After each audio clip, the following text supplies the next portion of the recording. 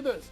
I do believe players that sign now should not be eligible now, but should have to sit out and come back in next year.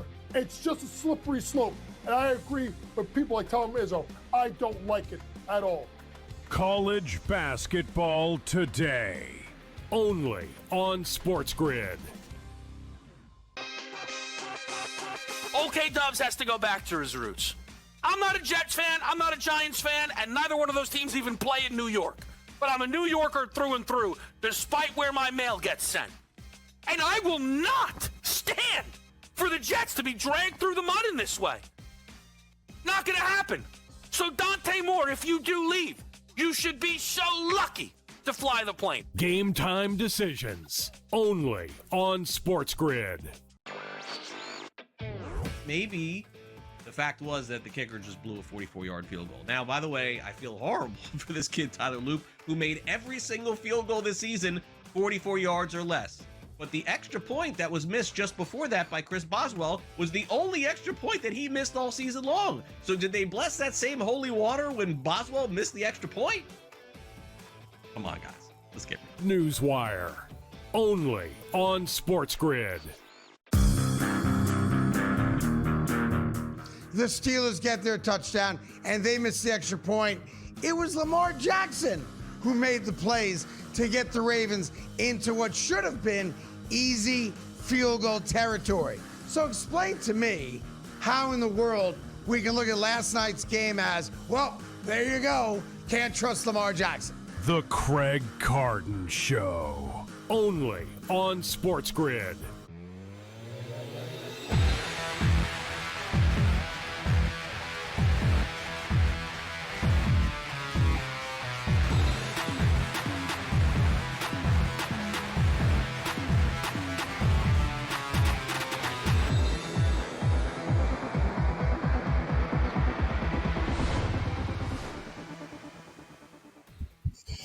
And welcome in. It is in-game live game day on a terrific Thursday evening. Scott Wetzel and Gabriel Morency for the next 2 glorious hours, right up until 10 p.m. Eastern Time, waging on the world of sports. What a busy, busy night it is this evening.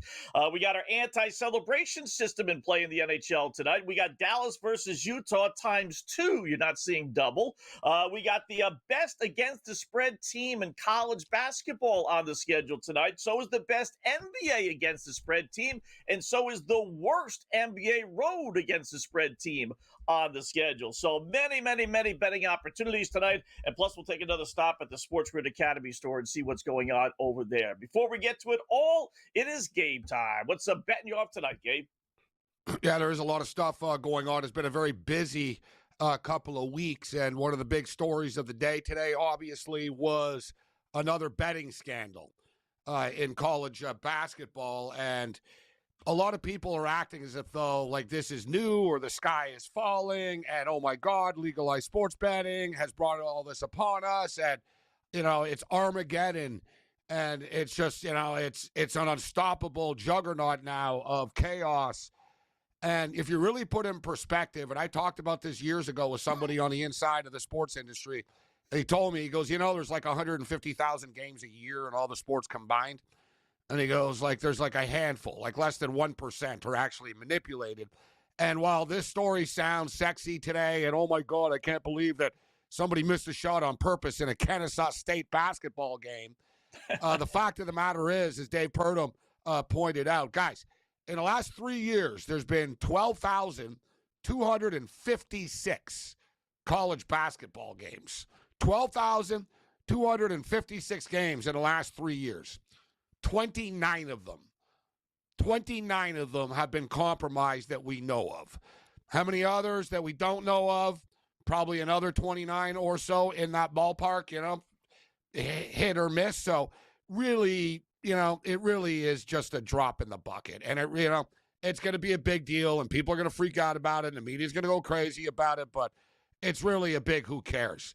Like, really, if you're betting a Texas Southern college basketball game, you kind of get what you deserve. And the fact of the matter is, you could be on the right side of these fixes as well. So you might have won a bunch of bets that you didn't even know that the kid missed a shot on purpose, right? So, yeah, the media will have fun with this, Scott, but it's business as usual.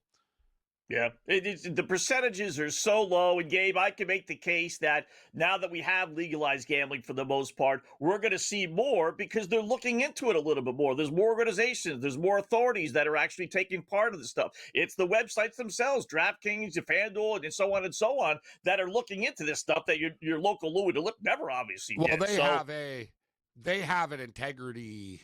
There's like a service and stuff. Right? Like they monitor every play that comes in during the day. And just for the record, too, people are naive. Like a lot of people are wondering, how the hell did these guys get $400,000 in on the first half of a Kent State basketball game? The sports books let them do it so they could catch them. It's not rocket science, right? I mean, they can say, no, we're not going to take that bet. Or they can say, yeah, we're going to take this bet, and we're also going to follow something's you, not right. And we're going to track this and figure out what other games you're betting on that we don't know about. And it's better for them to take the bet and then bust you after. And you know, one thing no one brought up, actually, I'd like to know about this. Like all this corrupt stuff and blah, blah, blah. Sports books don't give the money back. What about the losing? Right? Like what about the other side? Like, there's two sides. Like anytime there's someone that's getting screwed for money, somebody's making money, right? So there's two sides to all of these stories. But you know, like I said, they take the action knowing, all right, now we'll investigate these people. And last thing about this, because we'll get to the picks, is what's comical is the brain. No, I don't know if he's the brain trust behind this, but there's one dude, and he was named. You can't make this up. This guy was named in that whole Brooklyn October thing with the poker and the NBA guys. Right. So this guy was named in that. He's named in this as well. And what's gold is he's got 145 followers on Twitter. He's on Twitter posting pics. God, I wish I would have known about this. I would have been tailing the guy. I know. If I would have known that he was in on this and he was one of the masterminds. So, yeah, like in hindsight, this guy left a paper trail. He posts pics and sells pics. And he never really, tuned in that, yeah, I know things, but people kind of knew and figured it out that he did. It's just funny that if, the betting world, they're like losers that, give nothing, like with 200,000 followers with bad picks. This guy's actually giving you real fixed games for free online. And no one knew about it. And nobody knew. Amazing. Yeah. All right. Opening pickoff time. College basketball. Oh, we suffered a bad beat. We'll get to in my Southern Illinois Drake game last night. Unfreaking believable. Right back to the well. I just had Bryant game to go under 135 and a half, and it went to overtime at 67-67. That's a bad beat. I would have won when it went to overtime. Cold world. Yeah. How many times have I wanted a game to go to overtime, right? To get it over. This time I didn't. Yeah. We got the wrong team favorite in the Colonial. Love the conference. Used to do play-by-play for Hofstra, so I followed a little bit. College of Charleston's red hot. One of the first-place teams, undefeated team in the conference, 4-0 in conference play. They've won 7 straight. They're getting 2.5 points against Towson, which sucks. They're 1-4. And they're 1-4 in conference play, and they're 1-4 their last 5 games. This Towson. Give me College of Charleston getting 2.5 on the road. I'll be fast. I'm going to start off with the San Antonio Spurs, down to 7 right now. Let's just call it out for what it is. Milwaukee are a one-man team. They're getting lit up. They've been on the road now for a couple of days as well. And San Antonio are going to be in a bad mood. 4-6 in their last 10. They got lit up by Oklahoma City in their last game. I don't generally, you guys see, I don't lay 7 points with NBA favorites very often, but I do think the Spurs win this game comfortably tonight. On the ice, I'm going to grab Winnipeg plus 110. Little hunch play. They're playing at Minnesota. Jets maybe, just maybe, have turned things around after that long 11-game losing streak. They've won 3 straight. Minnesota had a great run, 16-5, but typical Wild. They're going to kind of in a little bit of a fold here, going back to reality. 2-5 their last 7. Give me the Jets on the road plus the 110. The Jets are suddenly hot. Najee Marshall tonight, guys. Anytime, listen, the NBA is a pretty simple sport in the sense that it's a domino effect. And people actually like it from a betting perspective. Star players out, all right, who steps up? Who gets his points right now? You've got no Cooper Flagg. You've got no Anthony Davis, which means it's Najee Marshall time. Let's go over 19.5 points scored for Marshall. He scored 24 in the last one, 22 in the game before that. We talked about it with Michael Porter Jr. Pretty much any guy in the NBA can score 25 points a game if you let him. And tonight, the Dallas Mavericks are going to let him. He's going to get the shots. Over 19.5 points. All right. I'm going to grab Seattle plus 142 at Boston. It's the anti-celebration system back in play. They owe us from a loss earlier in the week. They're retiring Zdeno Chara's uniform number for the Boston Bruins, number 33, which I have an issue with that, but we'll get to that later on. Boston's playing well. Seattle's playing well. They did lose last night in New Jersey, but I'm getting plus 140 and change with a team that's 9-4 their last 13 games. And we got the anti-celebration system. Give me Seattle on the road, getting a decent price. I don't know what your beef with Chara's retirement is going to be, but we'll get to that later. I will know one thing about that ceremony. It's freaking been going on forever. Like, yes. I've never seen anything like this, actually. Like, it's literally been going on for an hour. Like, they started at 7 o'clock. It's 8 o'clock now. Like, it's been going on and on and on and on. There. So if there ever is sort of a spot, it almost feels like that could be Seattle's spot too. I'm not ready to jump in on it because I didn't think the Bruins are going to step up, but I think the Bruins are too heavily favored.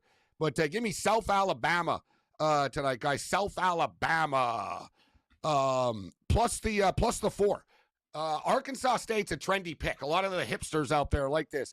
I don't really get it. They're like identical teams. I'm getting 4 points on the home court. And a quick one on the way out here. Actually, it tips off at 8:30 this one, but I like Tarleton State tonight. We're going DGen special tonight, Scott. Tarleton State -3.5. Believe it or not, I'm on Tarleton State as well. That was my last pick. I swear to God. How about that?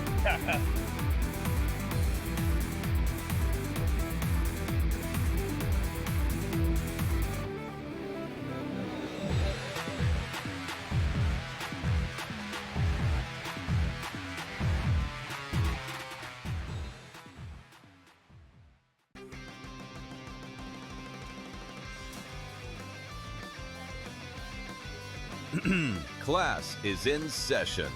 Today, let's talk about the teaser. A teaser is a multi-leg bet where you shift the point spread in your favor.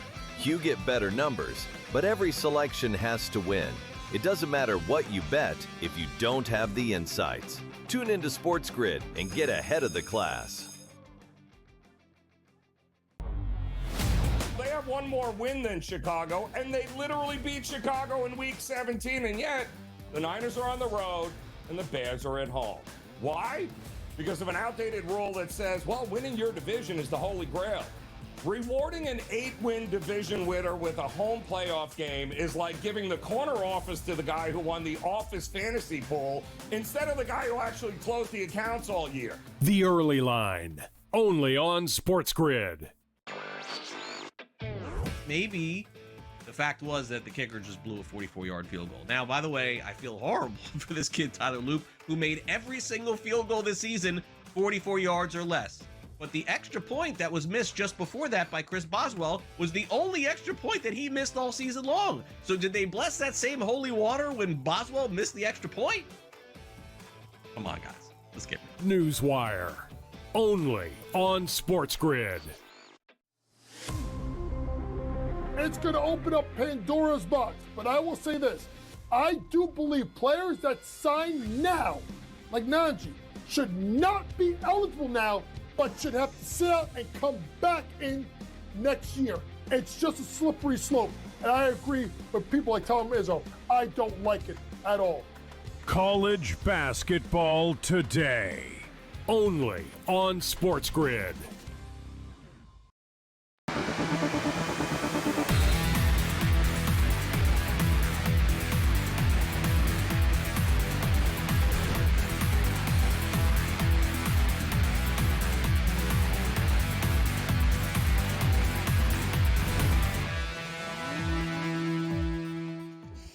All right, welcome back. In-game live game day here on the grid. So our opening pickoff is underway. Mine again, College of Charleston plus 2.5 at Towson. I think the wrong team is favored there. Winnipeg plus 110 at Minnesota. We're going to use the anti-celebration system. We're going to grab Seattle, the Kraken at Boston, getting plus 140 and change. And then oddly enough, Gabe and I don't converse before the show as far as what pick you're taking, what picks I'm taking. It's just, a crapshoot on whatever we pick.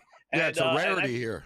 We're opposite more I mean, often than we're on the same side, yeah, actually. It's true. It's true. So some obscure, goofy game. I see your list, but I don't look. I see your list because I'm included because I don't think you're included in mine. I just sort of said it directly. I like it to be a surprise. but I see yours, but I don't look, like almost purposely. Like, I don't look first. I'm like, nah, I want to be surprised at 8 o'clock here. Like, I actually, I'm like, all right, let's see what he's got. I saw your Charleston just because it was in the headline, so I'll see your first pick. But I generally don't click it. Like, I'm actually, so I get surprised by it. But, yeah, so it's a rarity, yeah. So we're both on Tarleton State tonight. We'll see what that means. We'll keep the track record moving forward if we both are on the same game. So we'll see if we're both right tonight. I mean, Southern Utah stinks, right? Whether you know anything about these teams, and I don't, I'll admit that. But I will tell you, I looked it up, do a little research on this stuff, right? Tarleton's at 9-3 straight up and against the spread. Their last 12 games, they're one of the better teams in the conference. Southern Utah's they're pretty good, Tarleton State. They'll be battling to get to the tournament out of their conference type deal. Like, don't be shocked if they're in the NCAA tournament type deal. Yeah. Southern has got one win against a Division I team. They're 4-13. They have 3 wins over Division II or Division III teams, whatever they are. So they're 1-13. And they have no home court advantage, guys, either, right? There's no fans or anything, right? Like, 1-7 against the spread at home. They're just 3.5 is like, if they don't win. A quick tip, just for the record. So my picks are the Spurs -7, Najee Marshall over 19.5 points on the Dallas Mavericks. South Alabama plus the 4 tonight against Arkansas State, and Tarleton State minus the 3.5. But guys, a quick thing, and nothing is set in stone with this stuff. But like, look at last night. Like, we like Texas plus the 4. I find with the bigger conferences, the home dogs are live. And we saw it with Kansas plus 3.5 or whatever. Like Iowa State, the bigger programs, the home dogs are still live. I don't like laying points on the road in those big conference games. The smaller, these other whacks and all this other stuff, guys, nobody goes to the games. There's no fans. Like, it's not like the road does not matter. So I have no problem laying 3.5, 4 on the road, like in these subpar type of conference games, because it's not a tough trip. There's no one there. It's not the same. And the better team will just generally win. And these inferior conferences, the cream rises to the crop all the time, right? So that's my sort of take with that. But you brought up the Chera stuff. So, yeah, as I was saying, Scott, it's been going on forever, bro. Like, they literally started. I think they started at 650 type thing. They were rolling out old dudes. Like, you'd think they won the Stanley Cup, man. Like, they are really going all out. Like, as it's been going on. Here's the oldest living Boston brew, and here's this brew. And, like, it's like, dear God, guys. Like, come on, man. Just hang the number. Like, it's not Bobby Orr here, all right? Like, number one, he's not Bobby Orr. And number two, he's not dead. So, like, even I'm like, and hey, listen, I'm a Canadiens fan, and nobody in sports does these ceremonies better than the Montreal Canadiens do. Point blank. Like, you can't even come close. Even we wrap this thing up, Scott, in like 15, 20 minutes. Like, you know what I mean? It's like, all right, here are the highlights. Roll him out. Bring his family out. Dude, it's been going on for an hour. Like, it's really, really at a disadvantage for the Boston Bruin players who have been sitting on the bench watching this all night. Yeah. They love this guy. I won't say that. The fans, for whatever reason, love this guy. Maybe because he's so tall and geeky looking, and he's been there forever. Because he's 7 feet. Like, if he was 6 feet, no one would care. It would just be like, he'd be like, yeah, he was good. He played for us. Yeah, he was good. Yeah. It would be like, like, he's a 7-footer, and he's a really nice guy. That's the other thing. Super nice. Yeah. He was there when I was working with the Islanders. So I remember from way back then, right? So I just never thought of himself as being great. So what's your beef, though? You don't think, saying you don't think his jersey deserves to be retired? No. You don't have too many in Boston. It's not like baseball. There are certain things. And I don't mind guys being put in a Hall of Fame. You want to have a Boston Bruins Hall of Fame, but and baseball as well. But when it comes to retiring your uniform number, that's like the ultimate to me. That's like, you got to be Bobby Orr, Esposito. Yeah, but you know what it is? Pick some guys. I know you won't have any guys then, but he did win. Yeah, he won. And he was the most popular, one of the most popular guys. And like you said, the Bruins, they don't have a lot to hang their hat on now suddenly. Upset fan base. They've been better than people expected. I actually told people I think they'll be better than people think. But, like, they're not like what they want to be. Like, the Bruins see, Boston fans want to win championships, right? So, like, the Bruins frustrate their fan base. The Jacobs family are very cheap. They don't pay anybody. And quite frankly, like, who do you have? There's not many more people you can retire. Like, all right, Brad Marchand, obviously, if Zdeno Chara is getting his jersey retired, then Marchand's getting his jersey retired. Yeah. So you got Marchand and then, like, Pasternak? Pasternak will get it. And then, the big three, those three guys will get it. So Marchand, Chara, and Pasternak. They're Pasternak. There you go. Who's So, got like, it just, and then, I feel like we're forgetting someone, too. There's the third guy that just retired. I did Dopey Beast. His name is slipping my mind right now. But he retired last year, 2 years ago. Who was the line partner with Pasternak? I'm drawing a blank here, too. Yeah, you'll know exactly who. He's a great player. Hall of Fame player. Hall of Fame player. So, you know what? Now it's going to bug me. Let me go to Boston Bruins. I know, me too. I'm looking right You know, it's got to be like, Patrice Bergeron. Bergeron. There you go. Unbelievable. So those big three. And I'm a Bruins fan, right? I know, but I don't even think of him. But yeah, he was. You're gonna. But I just think of him less than Chara. I'm like, he's no. He's okay. He's good. He's good. You know what I mean? Like, but Brad Marchand for sure. Yeah. You look at the great Bruin players. You got Ray Bourque. You know, in the modern era, Ray Bourque. Bobby Orr's obviously came. What about Wayne Cashman? Is Wayne Cashman's number retired? Johnny Busick, Cashman probably, Busick, Esposito. Number 9? There's only 12. I'm talking sort of more modern. It's not that many, like you said. Yeah.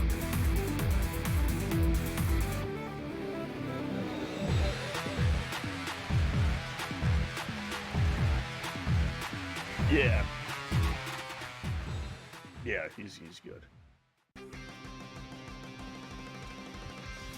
Yeah, they only have 12. I will say it's a little more stingent than other teams. Class is in session. Today, let's talk about the teaser. A teaser is a multi-leg bet where you shift the point spread in your favor. You get better numbers, but every selection has to win. It doesn't matter what you bet if you don't have the insights. Tune into SportsGrid and get ahead of the class. They have one more win than Chicago, and they literally beat Chicago in Week 17, and yet the Niners are on the road and the Bears are at home. Why? Because of an outdated rule that says, well, winning your division is the holy grail. Rewarding an 8-win division winner with a home playoff game is like giving the corner office to the guy who won the office fantasy pool instead of the guy who actually closed the accounts all year. The Early Line, only on SportsGrid. Maybe the fact was that the kicker just blew a 44-yard field goal. Now, by the way, I feel horrible for this kid, Tyler Loop, who made every single field goal this season 44 yards or less. But the extra point that was missed just before that by Chris Boswell was the only extra point that he missed all season long. So did they bless that same holy water when Boswell missed the extra point? Come on, guys. Let's get it. Newswire, only on SportsGrid. It's going to open up Pandora's box. But I will say this. I do believe players that sign now, like Najee, should not be eligible now, but should have to sit out and come back in next year. It's just a slippery slope. And I agree with people like Tom Izzo. I don't like it at all. College basketball today, only on SportsGrid.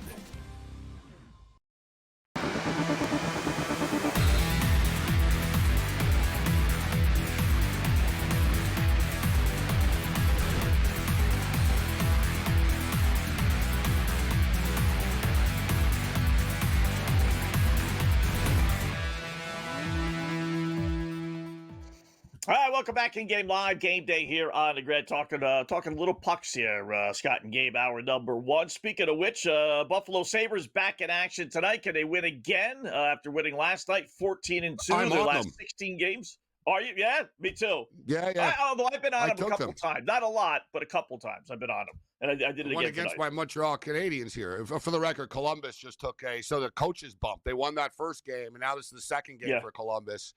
They're winning 3-0 now against Vancouver. So a little bit of a roll for the Columbus Blue Jackets. But yeah, Buffalo on fire. They're actually in a playoff spot right now. We were talking about it last night. So when it's all said and done, Their 14-2 run has gotten them in the back door. They've got to keep this up. They got a Montreal Canadiens team, very similar. The Canadiens are a unique team. Like Paul Maurice talked about that last week, about how they're a challenge. Like they're not like, they're kind of like a modern team, like the new NHL type thing. The Sabres as well. They're kind of similar to these teams. A lot of speed on the ice, Scott, between these two teams. These teams like to skate, you know what I mean, get after it. So we got a 2-2 game right now. And we got one of those bonuses tonight. Bet $125 on an NHL game, and if it loses, get your money back. Ooh. And I was like, you know what? I'm going to push this. Nice. I put the first period over, Scott, 1.5 in the Montreal Canadian game. I figured, if I'm going to do this, I'm going to do it early. So I'll lose. I'll know whether, like, you know what I mean? Like, yeah, because you want to get it right. You can only do it one NHL game. It says, like, one NHL game you can pick, 125. So I was like, screw it. I'll get aggressive here, and I'll go first period over Canadiens and Sabres. And it ended up 1-1 after the first 2-2 now. But, we'll see if the Sabres can keep this ride going right now. And, man, the Rangers, we talked about it, the fallout, it's getting ugly there. Stan Fischler, obviously, Scott, but for our listeners and viewers, Stan Fischler, the hockey maven is his nickname, the hockey maven. Fischler's been covering the Rangers. I don't know. Like, this guy's been around longer. Like, he was at MSG1 type of deal. Like, he was there before they moved into this building, guys, He's been around. He's seen it all. He posted today, Scott. He goes, is this the worst Rangers team in the last 25 years and the worst Ranger team since 1968? Fischler's calling them out as amongst the worst Ranger teams of all time. Wow. That, he brings a little substance to the table, like you're saying. Yeah, when he says this is the worst Ranger team in 25 years. This is not just some fan on Twitter or whatever. I think there's been worse teams, but I would say the expectations and the players that they have, right? Like the worst season type of deal. Right. They're old. I'm telling you. They don't have young players. I saw Pierre Maguire, Scott, a former coach, smart guy, and kind of echoing my sentiments, in which I just saw an interview like an hour ago with him, and they said, what's wrong with, in your opinion, former coach of NHL, Pierre Maguire, what do you think of the Rangers? He said they're slow. He said they don't move the puck, they're slow, they're kind of old, and it's everything I've been saying. They're just a clunky team, Scott. Like, they're not, no one's fearing them, bro. You can skate right past them. They got too many vets, too many rich vets. They're like a baseball team, Scott, with a bunch of multimillionaires that are like 500 team. You know what I mean? Right. Like, they got guys that, like, they've already kind of lived the best of their lives, like JT Miller. And you want to talk about a guy, no, I've upset people with this. I think Panarin's overrated. Everyone's like, oh, he's amazing. I'm like, no, he isn't. He's okay. He's not amazing. It's funny they hired Mike Sullivan. He kind of went from the pot to the frying pan. He left the team in Pittsburgh that people were saying the same thing about. Maybe he thinks he's getting not a good look for Sullivan, right? Scott. Good point. Not a good look. I mean, you leave Pittsburgh, who suck, who are suddenly good, to go to the Rangers, who are good and now suck. like it's not a good. But you and I talk about it. Don't worry about it. You'll get hired again after you get fired by the Rangers. Yeah, what's the difference? He is going to get fired. You got to believe. He's going to get fired. You would think. I'm not saying now, but Dolan is going to eventually snap. Yeah. The GM, who's been around there for a while, hasn't done anything. They had the first, what was it? Drury, Drury's the guy, to be honest. He's had this free run there. Really, it's time for him to go. It's time for you to go, Scott. Yeah. So, it's, losing. Pittsburgh's winning tonight. By the way, we talked about winning 3-1. Yeah, Pittsburgh's winning again tonight. They started off well. They had a little bit of a lull. Now they're going back to winning again. 6-3 their last 9. So another one of our guys off the beaten radar. Now he's a good player, Rickard Rakell. But, his shot on goal tonight was 2.5. They've been giving you 2.5. He's 11-3. Last 14 games getting 3 shots on goal. One of the podcast guys made note of it. He's only minus 140 tonight. Those are the type of guys, if Sidney Crosby had a stretch like that, or Malkin had a stretch like that, they would be minus 210, right? But they would make it 4.5, 5.5, and move it. For the record, the Canadians just scored. Yeah. The Canadians just scored, so they took a 3-2 lead on the Sabres. Right, I got the Flames and Blackhawks coming up in a couple of minutes. All right, we'll talk some Bucks. Tom Becky will join us next. Some NHL and some NFL with him when we return.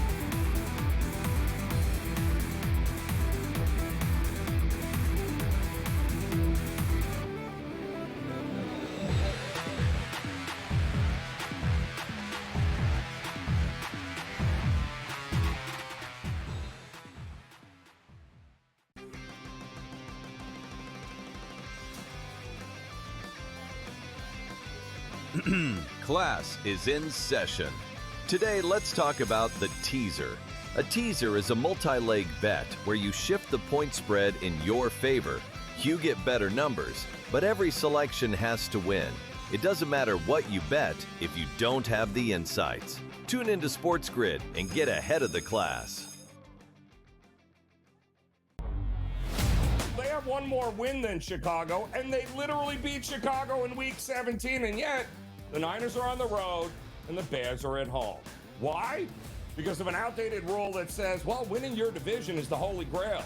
Rewarding an 8-win division winner with a home playoff game is like giving the corner office to the guy who won the office fantasy pool instead of the guy who actually closed the accounts all year. The Early Line, only on SportsGrid.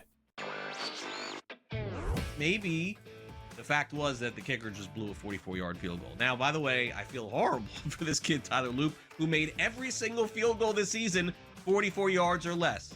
But the extra point that was missed just before that by Chris Boswell was the only extra point that he missed all season long. So did they bless that same holy water when Boswell missed the extra point? Come on, guys. Let's get it. Newswire, only on SportsGrid. It's going to open up Pandora's box. But I will say this. I do believe players that sign now, like Najee, should not be eligible now, but should have to sit out and come back in next year. It's just a slippery slope. And I agree with people like Tom Izzo. I don't like it at all. College basketball today, only on SportsGrid.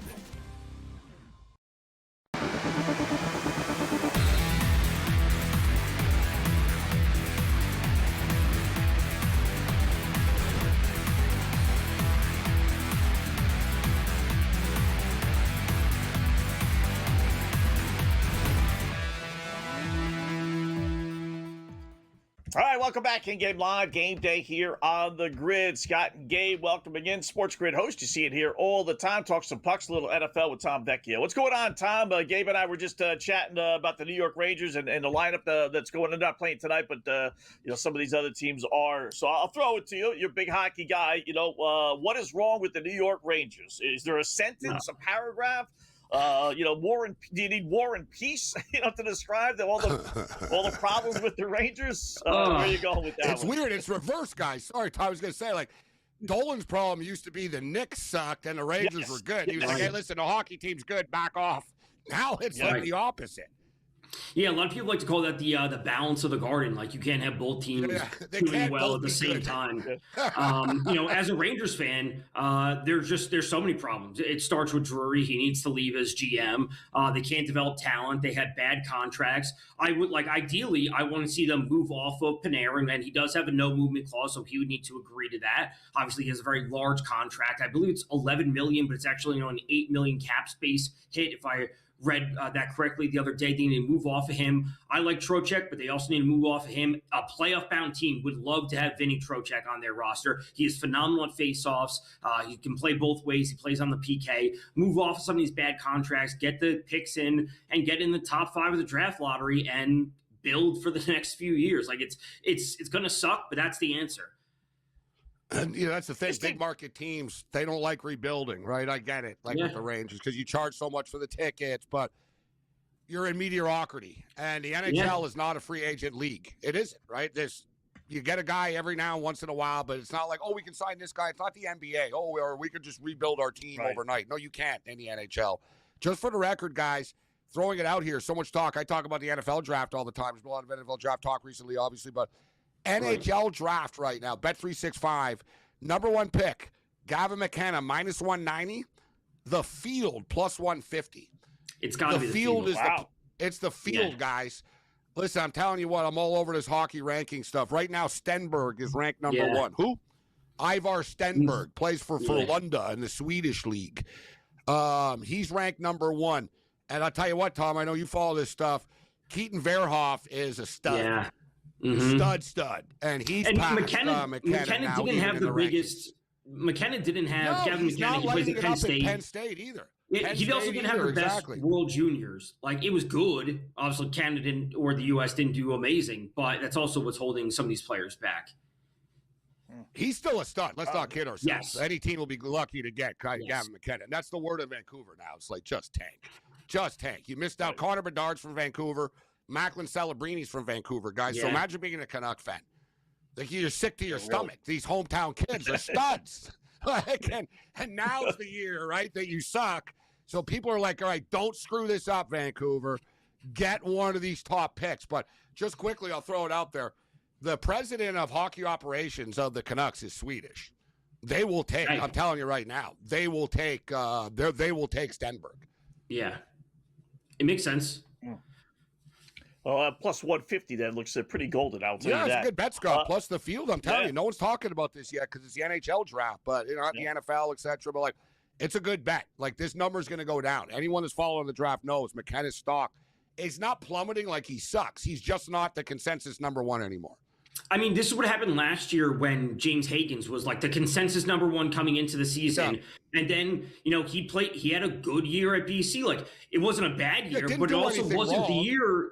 Right, yeah, it wasn't the year that we expected. Like, granted, he played on an awesome line with Ryan Leonard and Gabe Perreault, and, like, he had a good year. But he didn't do anything wrong, to your point, but he also didn't have a big leap. So that's what kind of held him back, and obviously Schaefer, jumped up the boards rapidly at a certain point.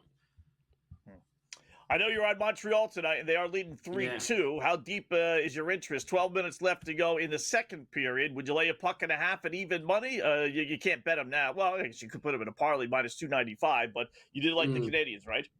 I did. They're a good team, and the Sabres, credit to them, they've turned things around in a big way. But, I like the offense that the Habs bring on a consistent night in, night out basis. I still think some of the underlying metrics for the Sabres are, like, I don't want to say the bottom's going to fall out, but they're not as good as their record indicates. I think it's great that they are pushing towards the playoffs, but there's still some worrying signs there. And I just like the Habs at an even money price. I would honestly look to take the puck and a half with the Sabres at this point before I laid it with the Habs. And that's just being objective about it. It is minus 144 for the Sabres, at least I'm seeing before it gets locked, but I think that would be the side to be on. They're a good team. I still think the Habs are just a touch better.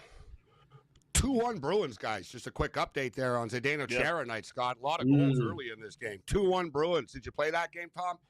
I did Scott not. Loves to fade the team that's honoring somebody. I get the angle. It's not a lock, you know what I mean? But I get the angle. But tonight I did notice that, dude, the ceremony started at like 6:50 or something. Like, this was a long ceremony tonight. And the Bruin players were on the bench. They weren't standing, but they were on the bench for this thing tonight. So if there ever was a disadvantage, but I kind of like the Bruins tonight, guys. I just didn't like the price. I didn't like the price. I also, I was going to be on them the other night when they played the Red Wings, and I missed out on that opportunity. And, like, I just didn't want to have buyer's remorse and, like, go back to the well when I thought they could have had it, and they did. And I just completely stayed away. You know what, Tom? As long as we're talking hockey here, you guys will like this. You know what? I was in a hockey mood today, actually, just by chance. And always good. Like this jersey. Look at this. Okay. That's a bad What is that? What's that? The Guelph Storm. It's the Guelph Storm. Iconic, iconic franchise in the Ontario Hockey League. The team actually gave me the shirt themselves. Nice. Like I dropped the puck at a Kitchener Ranger Guelph Storm game years ago, and I was a guest at the Kitchener Rangers, but they were like bitter rivals. And after the game, like, the GM of the Guelph Storm came up to me and he goes, "I bet you they didn't give you anything either, huh?" And I said, "No." And he goes, "Because they're a bunch of losers." He goes, don't be associated with them. And he goes, "What's your address?" And he sent me, like, all this Guelph Storm stuff. But this is a nice story, Tom. Nice. The captain of the Guelph Storm, the day I dropped the puck at the game, I dropped the puck, you shake the hands, Drew Doughty. That's how old I am. Really? Oh, wow. Drew Doughty in junior hockey was the captain of the team the day I dropped the puck. Yeah. Okay. Pretty cool. That goes way back. That's where we're talking 20 plus years at this point. I'd say he's their guy. Like, they have a long list of players in the NHL. Like Guelph Storm right now, Nick Suzuki, Guelph Storm. Like I said, Drew Doughty's Guelph Storm, Dustin Brown of the LA Kings, Craig Anderson, Manny Malhotra, Jeff Williams, Jeff O'Neill Stanley Cup winner, Jeff O'Neill, talk show host in Canada. Yeah, it's a powerhouse. They've had a ton of there's 50 to 70 guys here. It goes on and on. But I'm looking here, modern NHL. But Nick Suzuki played there as well. Yeah, it's Tyler Bertuzzi, Tyler Bertuzzi, Ryan Callahan, Dustin Brown, Dan Cloutier. I could go on. Yeah, it's a power. I think they have a type. It sounds like they have a type of player that they like. If you're telling me Ryan Callahan and Dustin Brown, yeah, played on the same team. They don't like the pretty boys in Guelph there, Tom. No. Buffalo, by the way, tied up Montreal. I know you're on the Capitals tonight, Tom. Just They're like down that. Hey, what a game. Yeah. What a game. Neighbors aren't I am on the Caps, unfortunately. The Sharks have put together a really good season, but, when they're this good and their goal differential is so bad, even looking at some of their recent results kind of tells you the story with the Sharks. Like, they will lose a game 7-2, and then they'll win a game 5-4, and then they'll lose a game 7-2, and then they win 5-3. But when you look at their goals against per 60 minutes in 5v5 situations, they're in the bottom 3 of the league. They're in the bottom 3 of the league when it comes to high danger chances allowed per 60 minutes in 5v5. There's too many things wrong with them. They can score, but they also give up a ton of goals. Mm-hmm. Any interest, real quickly, we'll have you on for another segment, talk some NFL. Any interest in the late games? The late games, up, guys. I haven't gotten to those yet. It's Mitch Marner versus the Leafs for the first time tonight. So I was looking at a Marner point prop, but I haven't gotten there yet. Exactly. Not bad. I like that. Over 1.5. Talk some NFL with Tom when we come back on the other side.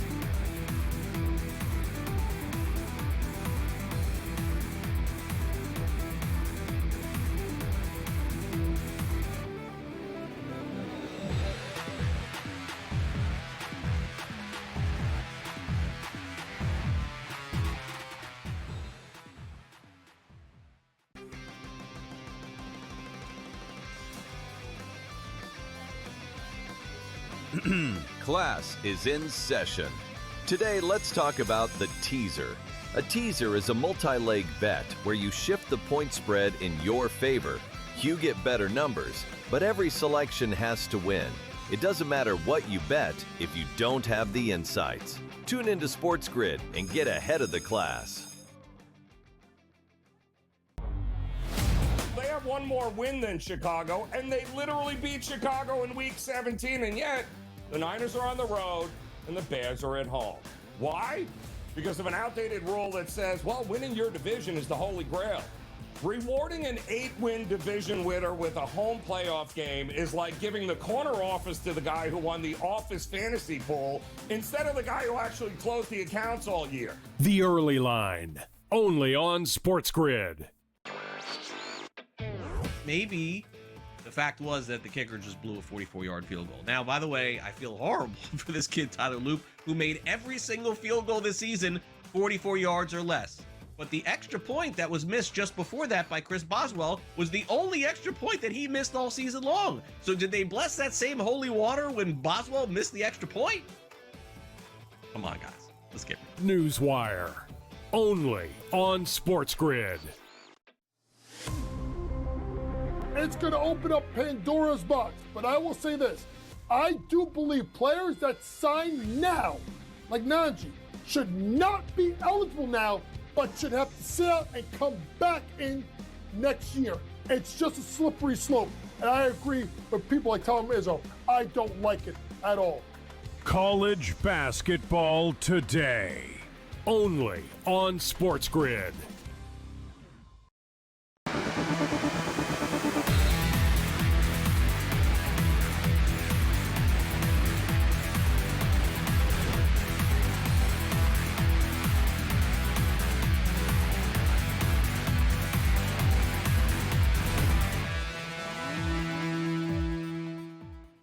All right, welcome back. In-game live, game day on the grid. Scott and Gay keeping an eye on everything. Talk a little NFL with a good buddy, Tom Vecchio, after a little hockey talk there, Tom. So some interesting news today, kind of out of the blue as far as I'm concerned.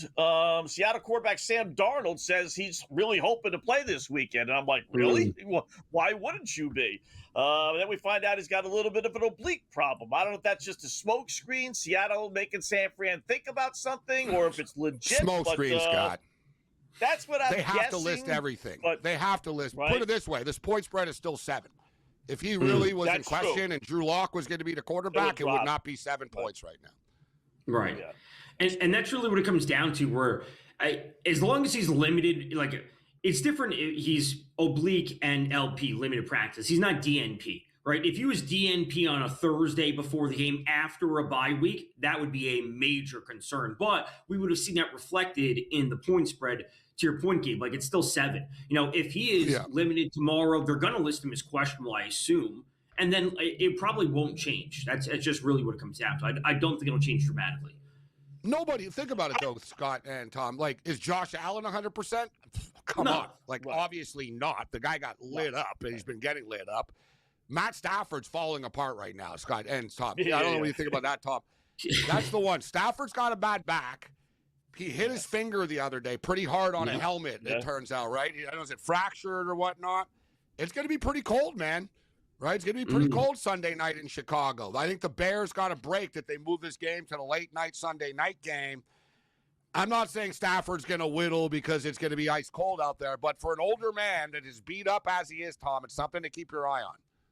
It is, and it's going to be super cold there. There's going to be like a little bit of wind and a little bit of snow. It's not going to be dramatic in any capacity. It's like just going to be a classic Chicago game. My mind immediately went to looking towards Kyron Williams and Blake Corum for the props for the Rams, like, because of the Stafford thing. Now, I think we have to play that easily, because we know that the Bears pass defense is absolutely terrible. If Jordan Love last week can go 323 and 4 touchdowns, we have to assume that Stafford can do some of that. So I think they will utilize him effectively, and play action will be a big part of it. A couple things. One, I just don't want Sam Darnold, guys, to have an excuse if he screws up. And I'm not saying he will, but I just don't want the Sam Darnold apologist to say, well, he was hurt, and that's why he didn't play well again in a big game. There's no excuses in the playoffs. Like, it is what it is. Right. Everybody's injured, right? That's just the fact. Everyone's injured. Darnold's been through it before. Like, if you have the bye, you should have been ready to go. Like that. It's just that simple. Fred Warner not ready to go. That was a quick thing I was going to bring up. They announced today. He was practicing. This guy's a super freak too, like health guy and all that. Like, I thought he was going to be good to go. When I saw he was practicing, I figured, but it was light practice. Like, he sort of, it was the first time he was on the field. I think if they survive, he'll play next week. I'm surprised they announced it so soon. Right? Again, give Seattle a little just something planted to in the Niners' head a little bit. Exactly. Or sorry, Seattle's head a little bit. So here are the stats. Buy into this or not, Tom. You let me know. Teams on short rest, i.e. San Fran, Buffalo, in the division round or later, 6-15 straight up. And if you have a 14-day rest like Seattle has and a 6-day rest like San Fran has, those teams are 7-0 since 1984. So strong trends against Buffalo and San Fran. You buying into that? I could buy against them to an extent. Getting points with the Denver Broncos at home where the line opened up, like I was immediately on that, and I did use it in a teaser capacity. I didn't play it straight up Denver, but they're a home team that has great home field advantage at Mile High. They're coming off a bye, so give me the Broncos at +1.5, and I put them in a tease with the 49ers. It's a divisional matchup, and frankly, I think the talent is somewhat equal when it comes to the 49ers and Seattle. We know that Seattle literally put together one of the best defensive years we've ever seen, at least according to DVOA. They're one of the best defenses that we've seen, but that's just too many points. So when I tease Denver and the 49ers together, 7-point tease, getting the 49ers up to 14 points in the divisional matchup, because I still think that the coaching discrepancy lies with Shanahan. I think the talent can be the same, if not leaning towards Seattle, but the coaching is vastly in the favor of Shanahan. Guys, they just played 13-3, 17-13, 20-17. These teams are evenly matched. I mean, they're division rivals. They know each other inside out. There's nothing that's going to surprise anybody about this, right? I mean, they're just going to line up and smash each other. And all that, Scott, I hear it, the back-to-back, the short week and all this type of stuff. But every week people just say, oh, San Francisco are too injured. And all they do is find a way. They still have Christian McCaffrey, right? Jennings, man, Jennings is a balling right now for them. Tungus is making plays. It's not really a prop game, though, Tom. Like, I think this could be a rock fight. I don't think it's going to be a track meet, that game. So I was looking at the running back props for Seattle, and this was prior to the Sam Darnold news. And I'm always interested in Seattle and playing both Ken Walker and Zach Charbonnet both have touchdowns, as long as they're both at plus money. Because if they're both at plus money, that means you just need one, right? And you come out net positive. I saw Charbonnet at minus 115 or whatever it was. So I'm actually going to wait to play Charbonnet and Walker in game. I wanted to start off slow and be a rock fight so I can get them both at plus money. And then you just need one to come through. I don't expect a lot of scoring in this game. I think either team can win this, but it's going to be 20-17, 21-17. We're not going to have a ton of points. If we even get to 21-17, I could see 17-14. And I still think the 49ers are live for the upset. I think they really are. All right. Where are you putting Christian McCaffrey? I brought this up on the podcast. You can make the case that he's like one of the absolute best all around. Not just great as a runner, not just great as a passer, and not Jim Brown. I'll take Jim Brown versus anyone. Like, both really good as a pass receiver and runner. He's got to be the top 2 or 3, Christian McCaffrey. Of all time? Of all time. Yeah, I mean, I don't know who else we could put up there with, if I forget what it was, but going into last week, he needed 100 and some odd yards to be the first player ever in NFL history to have 2 1,000 seasons. So other players have done the 1,000, including him, but he could have done it twice. You kind of got to split it in two, though, Scott. Like, is Christian McCaffrey better than Walter Payton? It's like a different, like the running backs in the old days didn't catch passes. Balance. It wasn't the same league. Not the same league. Like, you know what I mean? Different. Yeah. So let's sort of, I put McCaffrey, Saquon, that sort of new generation of guys. Yeah, Saquon too. Right. Tom, good job, man. Appreciate it. Good luck with the plays.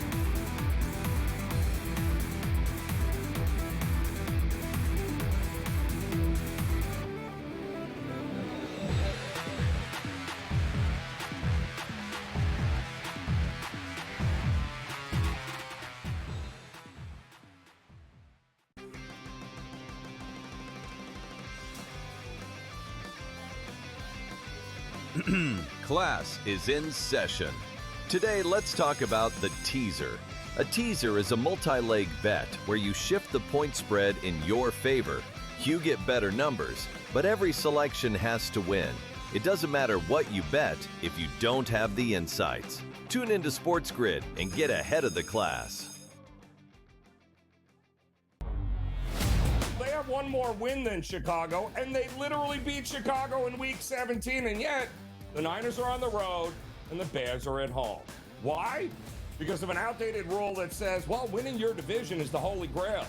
Rewarding an 8-win division winner with a home playoff game is like giving the corner office to the guy who won the office fantasy pool instead of the guy who actually closed the accounts all year. The Early Line, only on SportsGrid. Maybe the fact was that the kicker just blew a 44-yard field goal. Now, by the way, I feel horrible for this kid, Tyler Loop, who made every single field goal this season 44 yards or less. But the extra point that was missed just before that by Chris Boswell was the only extra point that he missed all season long. So did they bless that same holy water when Boswell missed the extra point? Come on, guys. Let's get it. Newswire, only on SportsGrid.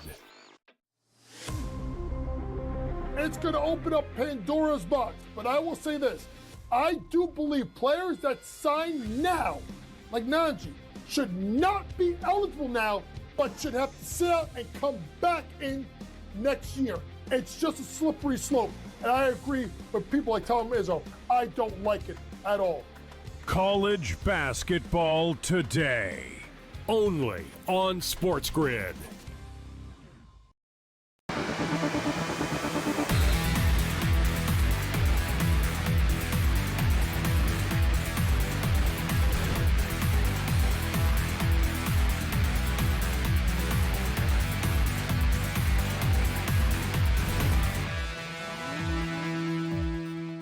All right, welcome back in Game Live, Game Day here on the Grid. Thanks again, Tom Vecchio, for joining us, SportsGrid host, giving us a couple of winners. Keep your fingers crossed. Quick peek at the NBA. We haven't touched on that too much tonight.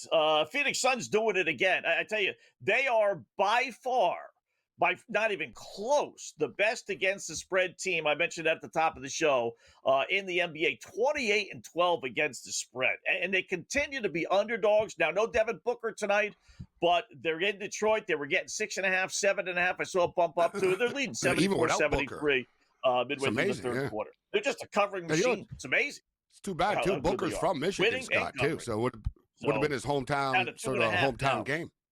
At 7.5. Booker's from Michigan. Celtics down 8 at Miami. One of the headline matches, you have really two, but this would probably be a particular game. OKC leading at Houston at the half, 55-48. Maybe OKC's out of their little slumber that they were in there for a couple of games. Houston played last night. Yeah, Houston played last night too. Yeah, so a little bit of Houston a break played for last night.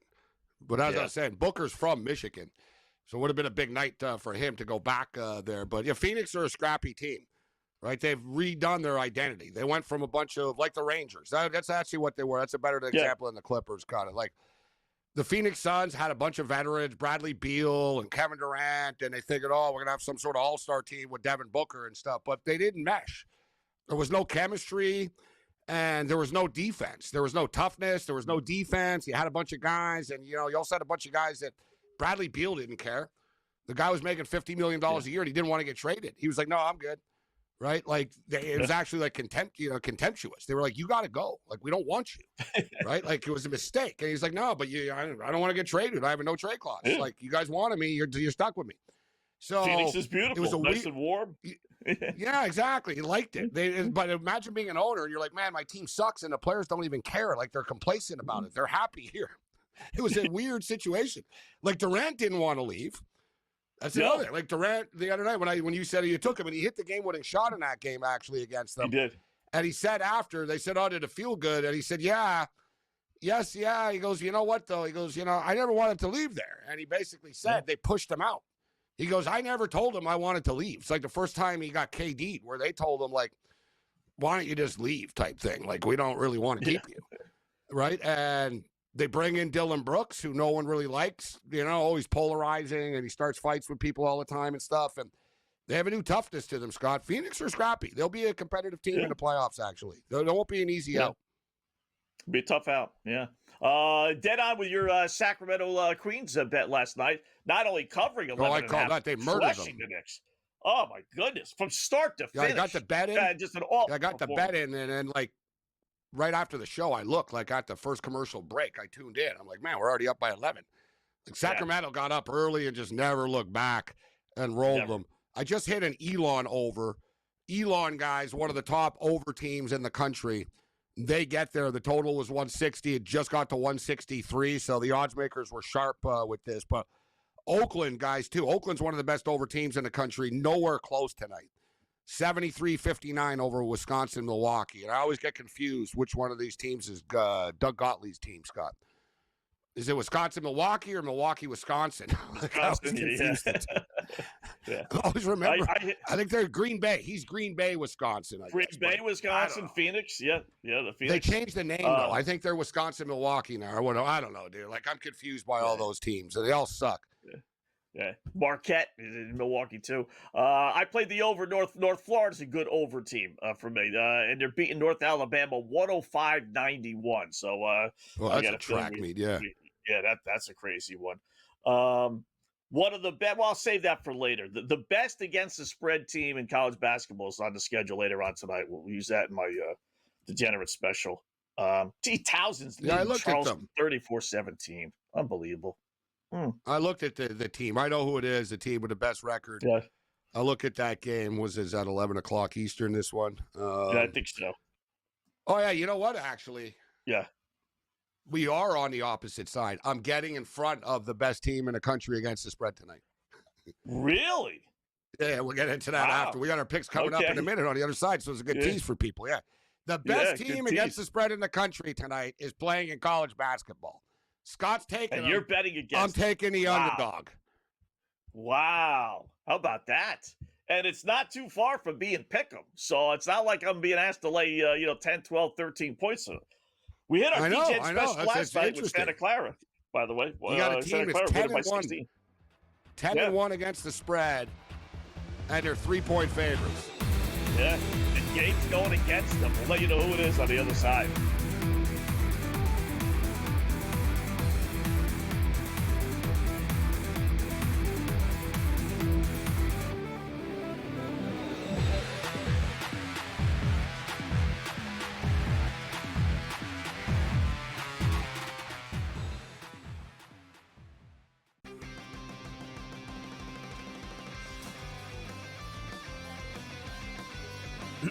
Class is in session. Today, let's talk about the teaser. A teaser is a multi-leg bet where you shift the point spread in your favor. You get better numbers, but every selection has to win. It doesn't matter what you bet if you don't have the insights. Tune into SportsGrid and get ahead of the class. They have one more win than Chicago, and they literally beat Chicago in Week 17, and yet the Niners are on the road and the Bears are at home. Why? Because of an outdated rule that says, well, winning your division is the holy grail. Rewarding an 8-win division winner with a home playoff game is like giving the corner office to the guy who won the office fantasy pool instead of the guy who actually closed the accounts all year. The Early Line, only on SportsGrid. Maybe the fact was that the kicker just blew a 44-yard field goal. Now, by the way, I feel horrible for this kid, Tyler Loop, who made every single field goal this season 44 yards or less. But the extra point that was missed just before that by Chris Boswell was the only extra point that he missed all season long. So did they bless that same holy water when Boswell missed the extra point? Come on, guys. Let's get it. Newswire, only on SportsGrid.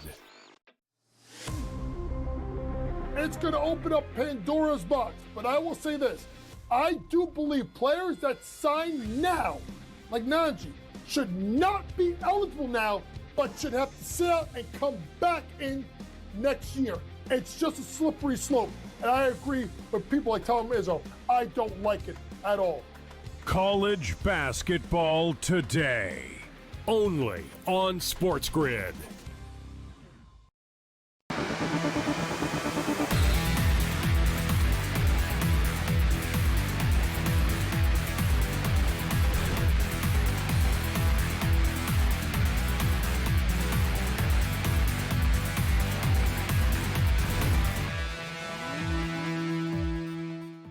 All right, welcome back in Game Live. Game Day here on the grid. Hour number 2 of our 2-hour extravaganza. Scott and Gabe, little college basketball, little NHL, little NBA, do some NFL preview as well. We got it all over the next hour. Little stop at the Sports Academy as well, SportsGrid Academy.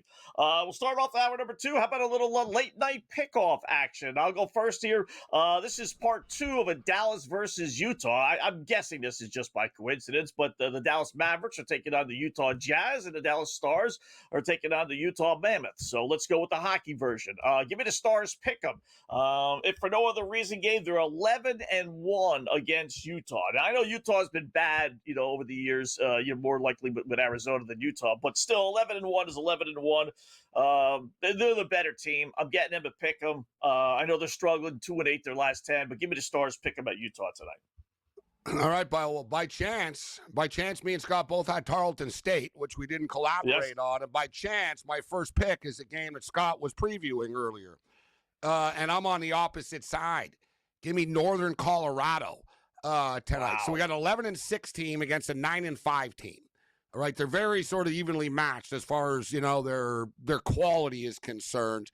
Northern Colorado are 8-6 against the spread. Pretty impressive, 8-6 ATS, but kind of flying under the radar, guys. I'm going to get a piece of the over this game, too. They're 10-4 to the over on the season. Taking on Portland State, 9-5, 10-1 ATS. But how many of these games, and we can look it up, Scott, how many of these games have they been favored by, in short spreads, and how many times have they been getting actual points in as an underdog? Portland State, they stumbled a little bit, but they are on a 3-game win streak right now. But I think Northern Colorado are the better team. They're not as good against the spread. If you want to play a common opponent here, Northern Colorado actually beat Colorado this year. All right, they went to Boulder, they beat them. And for the record, Portland State played Colorado and lost by 11. Just throwing it out there, right? They played the same team. Okay. And one of them beat them, and the other one lost by 11. And I'm getting 3 points with the team that lost by 11. God bless Portland State and their 10-1 ATS mark. Now they got to win by 4 points for me to lose this game. Give me Northern Colorado. All right.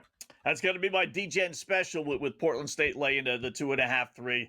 10-1 against the spread. I'll take my chances, right, with the Wetzel Black Cloud. My second pick as far as the pickoff, I got to go in Vegas. -145 at home against Toronto. They've won 5 straight, the season best 5-game win streak. They did play last night. Toronto played 2 nights ago against Colorado, got a nice little overtime win against the Avs. They're playing well also. It's just that I got a home team at, minus 145. It's a decent little price. I'll take Vegas to win tonight against Toronto. I got an opinion on that game in a minute. And there's something about tonight, and Scott has a lot of these sort of lower tier DGen games.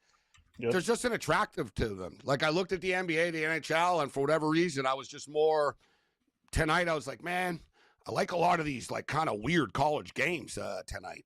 And one of the weird college games I like tonight, UC Riverside and Long Beach.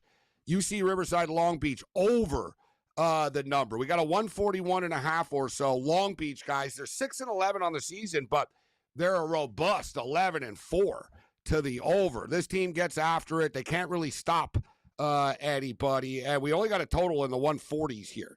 It's a very reasonable number. If you look at Riverside, they generally get stuck at like the mid-60s. It's rare for them to get into the 70s. But I think they do get into their mid-60 range, and Long Beach gets into the mid-70 range, and we squeeze over the number. It'll be close, but I think we get to like 143, 144 or something like that. Let's go over the 141.5. All right. I'll use an NBA game. I'm going to grab Portland plus the 4. Vijay's not playing tonight for Portland. That's a big blow, but you know how I feel about these things when the star player doesn't play. The other guys seem to rise to the occasion. Atlanta 3-1 since the Trae Young trade. They did get blown out by the Lakers the other day, but they're playing good. But it's Portland at home. Boys in Vegas seem to like this team. They're 5-2. Their last 7 straight up and against the spread. 5-1 last 6 games against the spread. Now you want to give me 4 points? I'll take a stab at the Jailblazers. Let's talk about the Toronto Maple Leafs and the Las Vegas Golden Knights. Last night, the Vegas Golden Knights played a very spirited game. In fact, I think I'm going to sprinkle on the Leafs tonight, actually. But with that being stated, the focus, obviously, Mitch Marner. Right, Mitch Marner, longtime Leaf, great player. They ran him out of town, essentially. Right, they tried to trade him for Rantanen to Carolina midseason, and he had a no trade, and he shut it down. He basically said, no, I don't want to go to Carolina now. And it upset the Leafs because he was a free agent. He ended up leaving after, so he goes to Vegas. But the fans always blamed him for everything, right? Instead of Austin Matthews or Nystrom or any of the other guys, for whatever reason, whatever, there's a history, we don't have time for it, but Marner's dad used to rip Leaf players and stuff. Like, it was, there was a lot of drama all the time. So it's a big-time game. They're playing in Toronto next week. It'll be a bigger deal next week, but does Marner score tonight? It's like plus 250. He's not a pure goal scorer, guy. He's got 11 goals on the season, now to 11, 12, whatever. Scored last night. He's a great playmaker, though, right? He leads the Vegas Golden Knights in assists. He'd like to score, but he wants to win the game.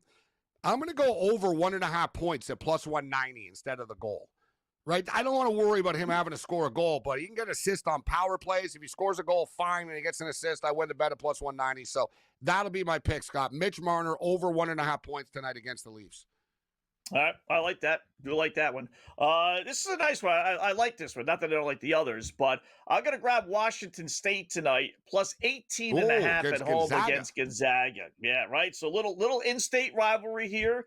Here are the numbers. They're not going to beat Gonzaga, right? We know that. Gonzaga's 7-0 against Washington State. But we are going to play on Washington State. Why? 8-1 against the spread, their last 9 against the Zags. Also 9-2 against the spread, their last 11 at home against the Zags. That tells me that obviously Gonzaga's been favored in probably all those games. They're a much better team, right? That for whatever reason, maybe it's the rivalry thing, two Washington teams, that they play things close to the best. I'm getting 18.5. They're 8-9 this year. They've won 5 of their last 7 games, so they're playing a little bit better basketball. They're not great, but history says they'll keep this one close, Gabe. I'll grab the monster number. I don't mind taking Washington State and then playing the over as well, thinking, okay, you might get a double winner there. No, if you remember, I did this with Seattle last week or a week or 2 weeks ago. Yep. Whatnot. We took Seattle plus 24 and against Gonzaga. They nearly beat them. Right? They lost. They Gonzaga ended up coming back and winning by 8 or something, 6 or 8. But Seattle were up and they were in it. So I don't know, maybe Gonzaga don't get as up for it as the other teams do, right? Because obviously this is Seattle's and the Washington State's going to be more fired up for Gonzaga than Gonzaga's going to be fired up for them. But speaking of, and you know what, I'm going to get in on the over that game, Scott. I don't mind. I'm going to take a look. I was looking at that pick too. There's just so many games tonight. So here's one. We're talking about angles. We got the Mitch Marner. Scott talked about the Boston Bruin angle. We'll get you an update on that game. We got Mitch Marner. There's another angle talking about systems and stuff. The player playing against his former team for the first time that he got traded from, right? Or left from. So that's sort of one. We got Mitch Marner in play. And then we got the hometown angle, which I'm playing tonight with LaMelo Ball. Listen, Charlotte have become much more competitive basketball team, but where's LaMelo Ball from, Scott? Los Angeles, California. Los Angeles. Right? Him and his brothers, man. They're LA guys. And they're playing against the Lakers. Dude, Luka doesn't guard anybody. What the hell is LaMelo? He's going to light him up. Like, LaMelo's going to go off tonight. In LA, his hometown, the Lakers can't guard anybody. He dropped 25 in the last game. He's sort of all over the place. 25, 17, 33, 15, 16, 17. But now it's in his hometown, and the players are going to get this. Like, they're going to know, this is his game tonight. This is LA, Staples, light it up, and people are going to talk about whatever. Is LaMelo Ball going to be a Laker one day? And all that stuff will come up, right? The kid's only 24. He can ball. Like, he just, he doesn't play defense, and he does a lot of crazy street ball moves, but he is a fun player to watch. 16.5 is too light, Scott. I think 17 points is a gift tonight with LaMelo Ball. Yeah. You talk about a guy that just completely fell off the radar, right? How about his dad, LeVar, right? We all thought, okay. Poor bastard lost his leg. He ain't talking as much anymore. Yeah. You get your leg amputated, Scott. You don't talk as much smack anymore. Yeah, you kind of lose a little lust. It humbled him. It humbled him. Keep special on the other side with back.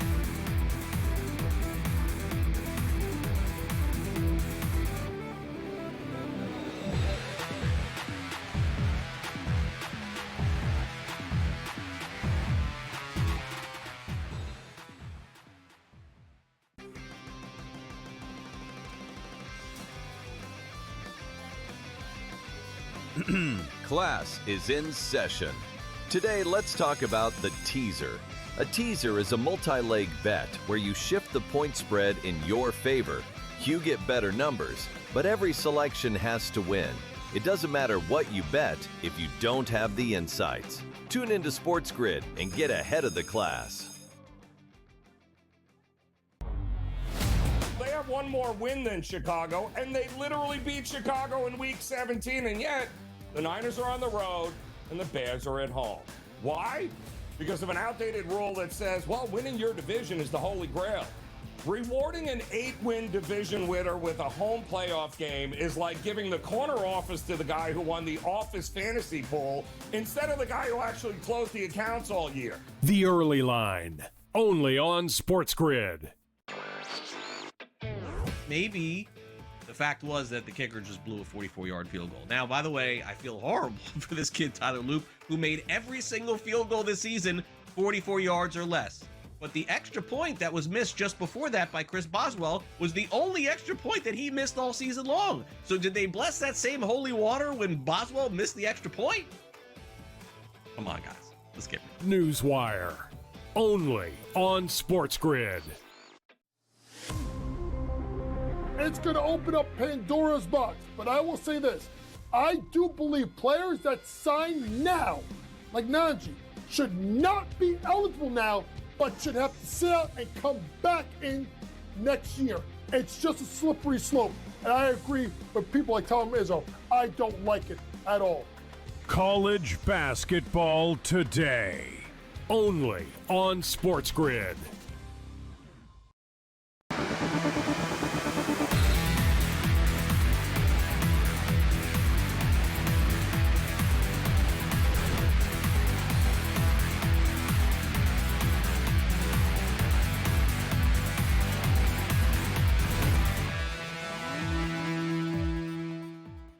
All right, welcome back in Game Live, Game Day on the Grid. Scott and Gabe. Here's another little DGen special. Starts at 10 o'clock. This is, listen, we're not saying put full units on these things, but the trends, you sometimes you base picks on trends. Have I seen Sacramento State or Northern Arizona play? No, I have not. I don't even know what states they're in. But I will tell you, Northern Arizona, which has lost 5 of 6. California and Arizona. But I'm kidding. Just saying, okay. I mean, Northern Arizona. I'm going to bet a team that's lost 5 out of 6. They're 9-0 against the spread against Sacramento State. Sacramento State has lost 7 straight. They suck. And if you getting really want to 3.5. double down, getting 3.5, right? And if you, yes, the Lumberjack. I know for one AA football. You really want to double down. The under in the series is 14-3 under. So, but 9-0 against the spread. I'll take Northern Arizona and give you the under with it in a little 2-team parlay. How about that? I like the pick. I'm not opposed to underdog. I like the underdog. That's why I like the Northern Colorado. We're getting the 3. Northern Arizona getting the 3.5 tonight. I've got, like I said, I've got so many weird games and stuff. Yeah. And, man, I also have bad news, although we still have time to get back in this. Southern Utah are beating Tarleton State 47-36. We got a track meet, though. That's a lot of points. Total's 171.5 right now. Yeah. At least it's jump in on the high over. scoring. Yeah, I don't think Southern Utah's going to be able to keep that pace up, right? 86 points, and there's still a minute left to go. You said it first half. Yeah. They'll come back. We both like Tarleton State. Yeah, we got time. It's not the end of the world. Not the end of the world in this game. Like I said, I had a couple others, the D-Gens, but I wanted to get to there's another big hockey night tonight, and a pretty fun game, actually. We talked about the Toronto Maple Leafs. Just quickly with the Maple Leafs, you kind of know something, Scott, here. The Leafs are only plus 105. The odds makers know. The odds makers know. Look at that. Right? Think about this. The Leafs are playing great hockey as of late. They are fired the F up for this game tonight. Trust me. The Toronto media, guys, is treating this like the Super Bowl. Like it was annoying. Like they literally spent like the first 30 minutes at SportsCenter in Canada talking about Mitch Marner tonight. Wow. Every angle and this and that. And like the Leafs want to win. It's not like a dislike thing, but it's more just right? They're going head to head. And I saw Jeff O'Neill, actually, former player. We mentioned his name ironically enough earlier. He played for the Leafs, played the NHL. He's on TV, and he said, he goes, I've been through this and stuff before. He goes, I played with Gary Roberts, and he was on the other team. And he goes, when you're playing a guy that's your friend like this, right? Like Austin Matthews and Marner are tight. So it's not like odors. So it's a weird dynamic. Right. But the fan base, like the Leaf players know that they need to win this game against Marner. It's one of those deals. But basically, he said, you want to show your friend that he made a mistake, that he should have stayed. You know what I mean? And you want to show that things are better on your side of the bench. I thought it was interesting from a player's perspective. He goes, I played with Gary Roberts and I scored a bunch of goals because he set me up all the time. And he goes, he got traded to Tampa. And he goes, we played against Tampa and he was scoring goals. And he goes, I saw him hug his teammates after. And he goes, I felt like I was getting cheated on. He goes, man, he's actually happier there than he is with us. Like, you know what I mean? One of those like things. That's what he goes. He goes, you don't want them to be happier. You want to put them in like, man, that wasn't good. So the interesting dynamic, but think about it, guys. The Leafs are red hot.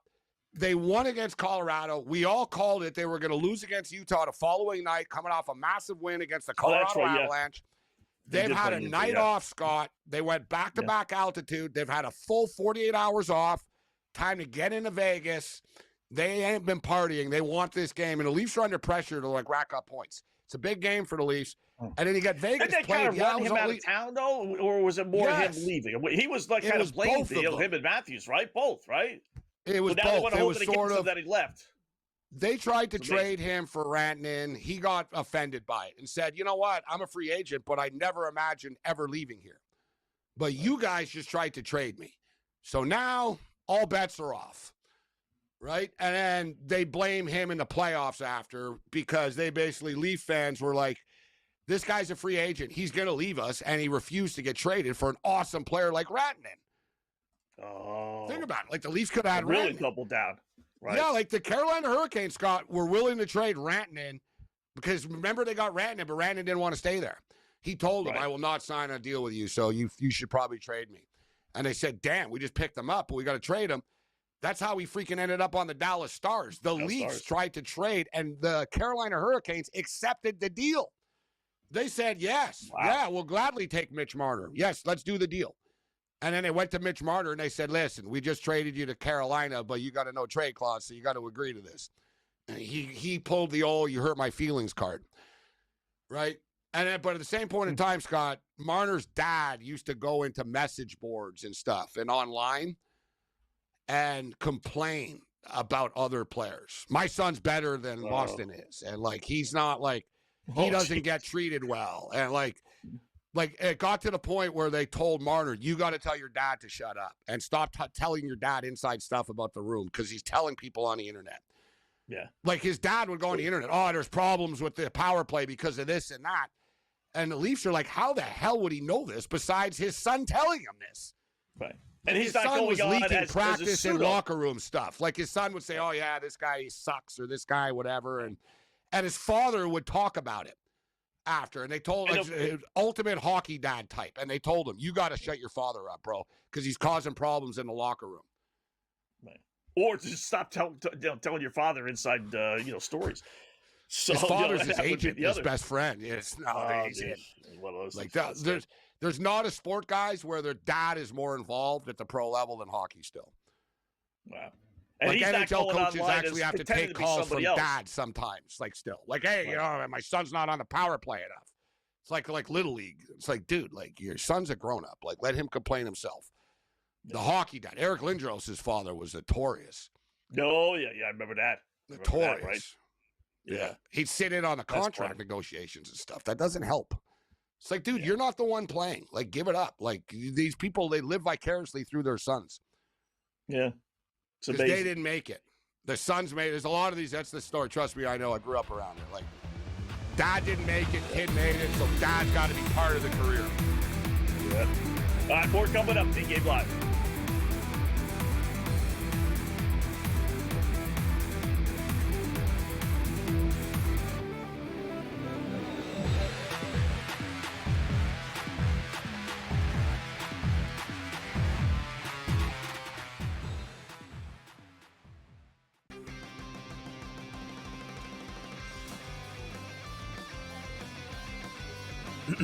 Class is in session.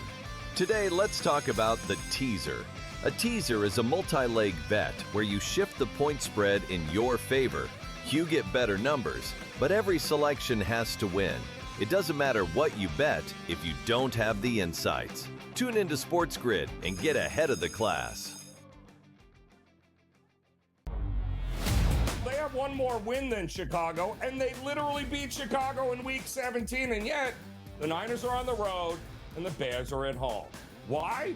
Because of an outdated rule that says, well, winning your division is the holy grail. Rewarding an 8-win division winner with a home playoff game is like giving the corner office to the guy who won the office fantasy pool instead of the guy who actually closed the accounts all year. The Early Line, only on SportsGrid. Maybe the fact was that the kicker just blew a 44-yard field goal. Now, by the way, I feel horrible for this kid, Tyler Loop, who made every single field goal this season 44 yards or less. But the extra point that was missed just before that by Chris Boswell was the only extra point that he missed all season long. So did they bless that same holy water when Boswell missed the extra point? Come on, guys. Let's get it. Newswire, only on SportsGrid. It's going to open up Pandora's box. But I will say this. I do believe players that sign now, like Najee, should not be eligible now, but should have to sit out and come back in next year. It's just a slippery slope. And I agree with people like Tom Izzo. I don't like it at all. College basketball today, only on SportsGrid.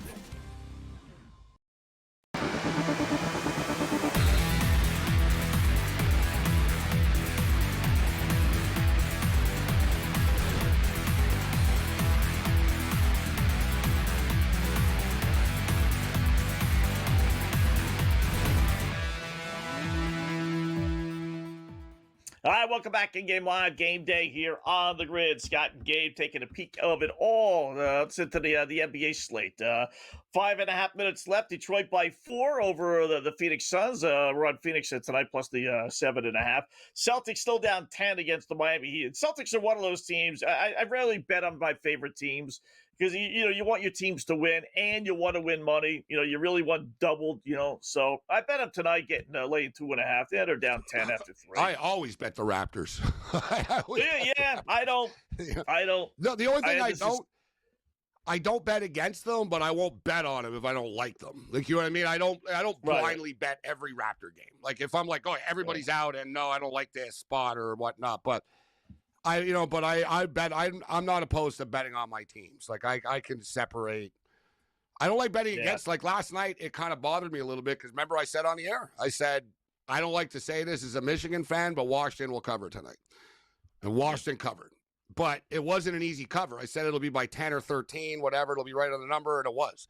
Michigan were up by 13. The spread was 12.5, and Washington literally hit a 3 with like 3 seconds left. And the game ended up at 10. But we gave you guys the Spurs in the opening pickoff, -7. So far, so good. Yep. They're up by 13 at the half right now, 65-53. But a hockey game, I thought it was at 9:30 for some reason, but they dropped the puck. Nobody has scored yet, but Islanders and Oilers, Scott, big game here tonight. Fun game. Yeah. New York Islanders playing great hockey on the road. Oilers are playing well, guys, and McDavid's on fire. They're coming off the loss against Nashville, though, but they're not a good favorite like the Oilers. The Oilers, like, lose games in this spot a lot where you think, oh, they're at home. All they're like, this is the George Kurtz special. Okay? God bless them. Yeah. I almost want to get him on now, Scott. Guarantee. Oh, no. Yeah, you know what? We almost got to say, I'm going to send Kurtz a message. Oof. Kurtz is an Islander fan, and they're playing the Oilers. I bet you Kurtz is on the Oilers. I'm going to ask him on Twitter here. Yeah, he bets against, like, the Yankees or his all favorite the time. He bets against his teams. He bets against the Cowboys every week. Yeah. That helps. That works out for him. But he really goes over the top. Like, he really – I'll give you a take a peek. No, don't take a peek. What do you think now? We're 9 minutes in, so this will be a little bit more than what it was to start the game. But with McDavid, 19 straight games with a point? Guess what his point 1 point. Guess how much the odds are tonight? Oh, I didn't look. I didn't look at that tonight. His 1 point for McDavid, I'm going to say it's -350. -470. It probably was 350 to start the game. 470. Is there a no? And we're 9 minutes in. Is there a no? Is there a no? No, there is not, which I don't like. At that price, it almost just a blind B no. Like, just say, I don't know, just pray that he hits the post a bunch of times. Yeah. Like, -470. Why do I have to do that? You can't even have that. Dude, that's ridiculous. Like, no. Yeah. They lowered they should. Like, you can do that. Like, with football, you can bet yes, no with a lot of things, right? Like, you should have that. Like, no, I don't think he's going to get a point. No. Yeah. Well, you could bet but before, you could bet the under, right? So, that's just sort of the same thing. Yeah, I guess that's the same thing. But his over-under would be 1.5 or a half. Exactly. That or a half. It would be 1.5. Thing. You're right. Yeah, you'd have to lay, like. -440. Yeah. Now, listen, 19 straight games. Well, even Marner, that's not right. Even Marner. -350 right now, Mitch Marner. That's ridiculous. Yeah. For a point tonight? Like, if you think about it, it's not easy, like, to get a point a game. Like, the best players in the league, the 100 points type thing. You know what I'm saying? Like, yeah. It's only 3-4 goals a game, Ooh, so, I got an update, Scott. There was just a goal, like, literally a second ago. You're going to like this one. Nobody circles the wagons like the Buffalo Sabres. 4-3 Sabres. Oh, yes. 14 minutes left to go in the third. Nobody circles the wagons like the Sabres do. I'm telling you, that Bills Sabres Stanley Cup. I got to get it on that. 70-1. Cam laughs. You know it's bad when Cam laughs because Cam loves the Sabres and he loves bad underdogs and stuff. He loves bad bets. He's the antithesis of George, right? Kurtz will be all the favorites and Cam is all the underdogs. You talk to him during the NFL every week. Oh, no, the Titans have a chance. Like, he always picks up bad teams. Like, no, they're playing well. I'm like, no, they're not. They're 1-7 against the spread in their last 8. Like, they're losing by 20 no, they're points. not. Like, no. But even Cam last night was like, oh, no, I can't see the Sabres winning the Stanley Cup. Yeah. Hey, 70-1, man. All they do is keep on winning. That's right. That's it, man. They win again tonight. Sooner or later. Take them Eastern Conference. Take them to win Eastern Conference. They are now. No, they are now, Scott. They've officially crashed the party. They crashed it? Okay. They just in? Yeah. Oh, yeah, they're just in. Out of 54. They got them over the Bruins. So, all right, good job.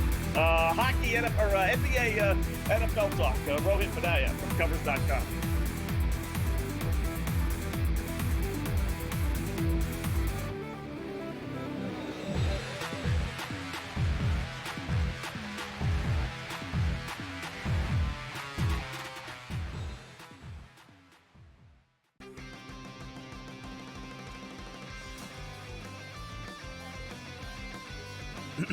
Class is in session. Today, let's talk about the teaser.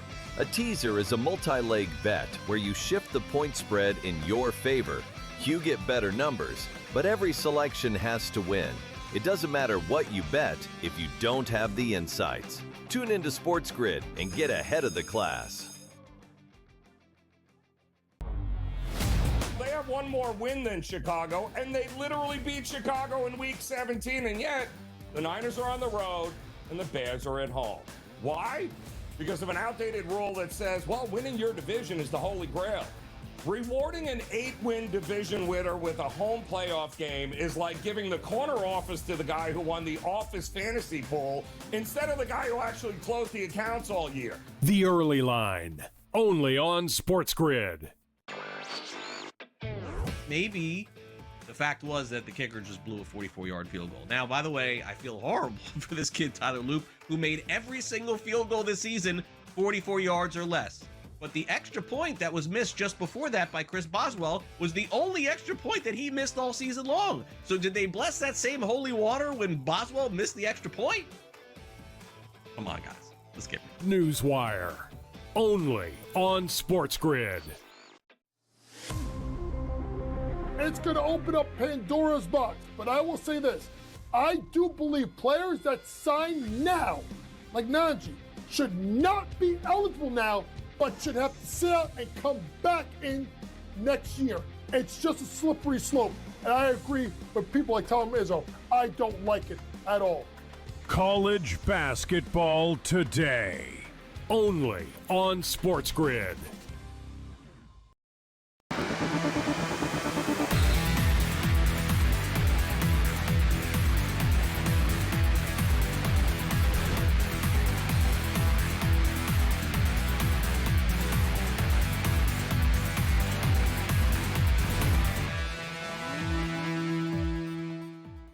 All right, welcome back. It is in-game live game day here on the grid. Scott and Gabe, hour number 2. Let's turn our attention to a little NBA. We got a big game, Knicks and Golden State Warriors. A little NFL talk as well with our good buddy Rohit Panaya. Covers.com is his home. See all his work, covers.com. What's going on, Rohit? Can the Knicks ever win a game on the road? They got annihilated tonight in Sacramento. Bounce back spot tonight. No Brunson for New York. Lines up to 7.5. I see. Where we going with this one tonight? Yeah, I mean, I don't think they get it done. This is a pretty big spread, though, but at the same time, yeah, I mean, they just haven't been playing well on the road, back-to-back, no Brunson. Warriors play really well at home, so this is really tough for them. I mean, this is, the fourth game on this road trip. It's taking a lot out of them, especially we know how Tom Thibodeau leans on those guys, and that can really wear them down on these road trips. How I'm looking to play this, though, instead of playing the spread, is I think Warriors are just going to beat them pillar to post from the beginning till the end of the game. Don't know if they're going to cover that larger spread, 7.5 right now. So I'm just taking a double result. You see that more often in soccer games, but I like the Warriors to have the lead at half, end up winning the game as well. You're getting that at about minus 135, so pretty close to a pick 'em for a play where you don't have to lay a ton of juice.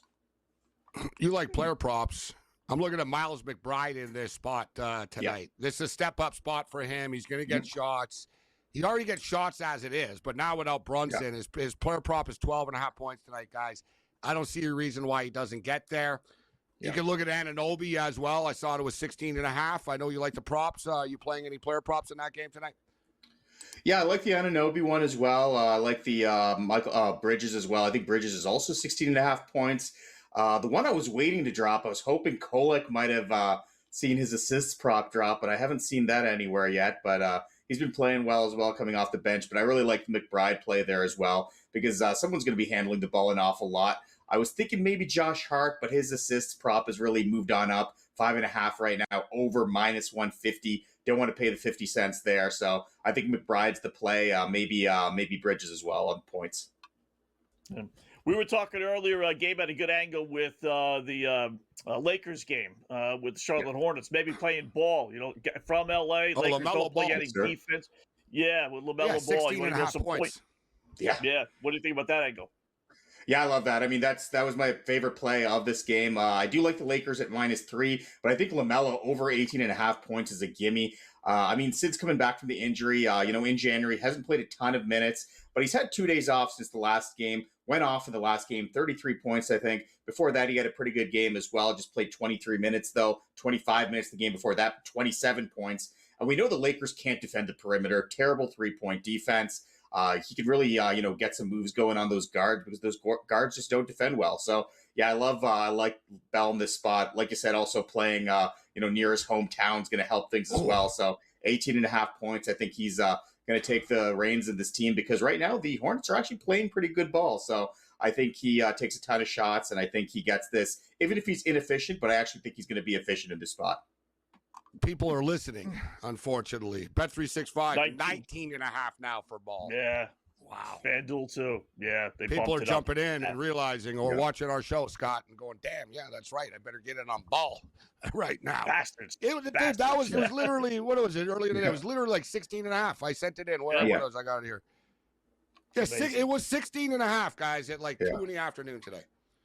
Yeah. Yeah, I assume books just think he's not going to get playing time, but I mean, he got playing time on Tuesday or Monday, and he's had 2 days off since, so I think he's going to get playing time here. Yeah. Hawks are 3-1, Rohit, without Trae Young, and I'm still amazed that they couldn't get more for him. But another story, I guess, for another day. They are laying 4.5 now over Portland. Are you buying it? Is this addition by subtraction? Was he such a cancer that all of a sudden the Hawks are going to turn into a real basketball team? Are you a Trae Young guy or no? Yeah, I mean, I thought he killed their ball movement and he was terrible defensively. So I do think in some ways getting rid of him was the right call. They seemed to play better without him. At the same time, I really want to see this team a little bit more before I know whether or not to trust how McCollum and Kispert are going to fit into that rotation. Looks like they're going to play pretty well offensively, but I'm not sure how they're going to play defensively. Hawks got blown out the other night.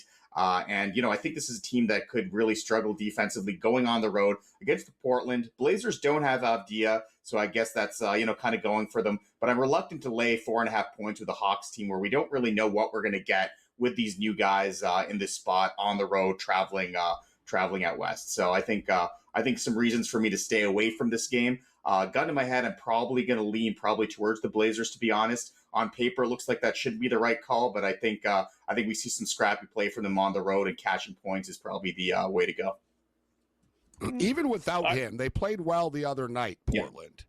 They did, yeah. Or excuse me, it was the game was against the Knicks. Yeah, he hasn't been there for a couple of games, so it wasn't the Golden State game, but that was it. That was on the road. They got lit up by Golden State, but yeah, it feels a little high for here, even without Avdia here. Portland, they're only 10-10 straight up at home. Yep.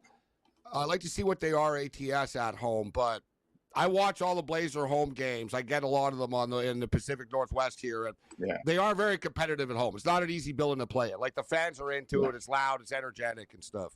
Similar to Sacramento, I talked about it last night. Sacramento suck, but it's still an energetic building, even though they suck. It's not like New Orleans is dead. You know what I mean? Yeah. You play the Pelicans, and it's quiet, and there's not a lot of atmosphere. There is people in Portland are into this. They're the only pro team they have. Yeah, definitely. Fourth best spread team by the 12-8 against the spread at home. So you're right. That's what I'm saying. Yeah, 10-10 straight up only. But they're dogs all the time. How about a little football here, Ro? At Denver and the Buffalo Bills. It's gone back and forth, kind of settled seemingly in on Denver being a 1.5 favorite. Where are you going with that one? Yeah, I mean, I think that made sense. It was a little bit funny seeing the Bills open as small favorites. But, I mean, this is really one where you're just going to look to playing the money line. It really comes down to what you like, whether you like the Broncos with home field advantage, the rest advantage, the better defense, or you like Josh Allen, because Josh Allen's going to have to put the team on his back if you like Buffalo. I'm looking towards the under here. I think the under is the right call. I mean, I look at this Buffalo offense, and they have no downfield threats right now. Their wide receiver core has just been decimated by injuries. It's going to have to be Allen putting the team on his back. Broncos have a fantastic defense against both the run and the pass. On the other side of the ball, I mean, Buffalo's weakness, of course, is their run defense. It's been terrible all year. But you look at the Broncos, they can't run the ball. Ever since Dobbins went down with that injury in Week 10, they're 25th in the league in rush EPA. RJ Harvey's averaging something like 3.4 yards per rush attempt. So this is not a team that I think can move the ball on the ground. And I don't trust Knicks against a pretty good Bills pass defense as well. So I think under 46 is the call. If I had to make a call on the money line, I would probably lean Bills, but I might look to do a Bills parlay, Bills money line with one of the Allen props, either touchdown or maybe over passing yards, because he's going to have to put the team on his back if they get the win here. Next up on our list, Texans and New England Patriots. Texans getting 3 right now. Yeah, I'd take the Texans at 3 or anything higher than that. The Patriots have played out of their skin all year. But I mean, everyone was talking about Justin Herbert getting beaten up, but Drake May also had the tar beat out of them the last game. This Texans team can really bring the pass rush juice off the edge. Daniil Hunter, obviously Will Anderson. Those guys can get after him, and I think those guys can force Drake May into some bad spots. Obviously, Stroud needs to clean things up as well. He had an absolutely awful game against the Steelers. Still ended up winning by 20, though. But I think this Texans team has been really good during the second half of the season. And as good as their defense is, I think they have a chance to really make a run in the playoffs. So getting them at +3 in the spot, I love it. Some people are talking about how it's going to be a cold weather game. The Texans might play, in Houston. But this team can definitely play in cold weather based on their style. They are physical. They win in the trenches and with their defense. So I like them catching the points here. I really wish Nico Collins was playing. Yeah, that's the one deal thing there, right? But I feel like Gonzalez might not play either. So I mean, that's sort of that's sort of an equalizer a little bit. And I guess, to be honest with you, as good as Nico Collins is, I think losing Gonzalez is more of a loss. You could replace a wide receiver. Yeah. Christian Kirk stepped up and in. They can move parts around. But, yeah, it's something to keep our eye on. Weather won't be that bad. It's not going to be that cold. Yeah. Covers.com. This is home. Rohit Panayan. Thanks, Rohit.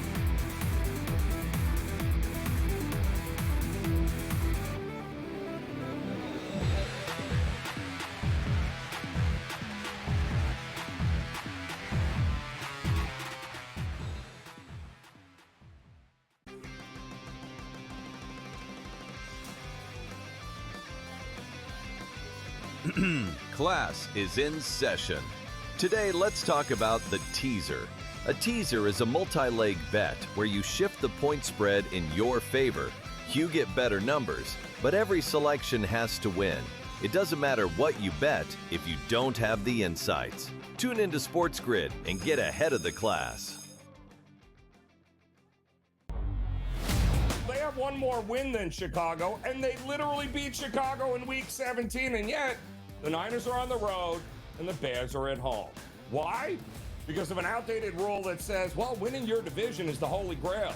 Rewarding an 8-win division winner with a home playoff game is like giving the corner office to the guy who won the office fantasy pool instead of the guy who actually closed the accounts all year. The Early Line, only on SportsGrid. Maybe the fact was that the kicker just blew a 44-yard field goal. Now, by the way, I feel horrible for this kid, Tyler Loop, who made every single field goal this season 44 yards or less. But the extra point that was missed just before that by Chris Boswell was the only extra point that he missed all season long. So did they bless that same holy water when Boswell missed the extra point? Come on, guys. Let's get it. Newswire, only on SportsGrid. It's going to open up Pandora's box. But I will say this. I do believe players that sign now, like Najee, should not be eligible now, but should have to sit out and come back in next year. It's just a slippery slope. And I agree with people like Tom Izzo. I don't like it at all. College basketball today, only on SportsGrid.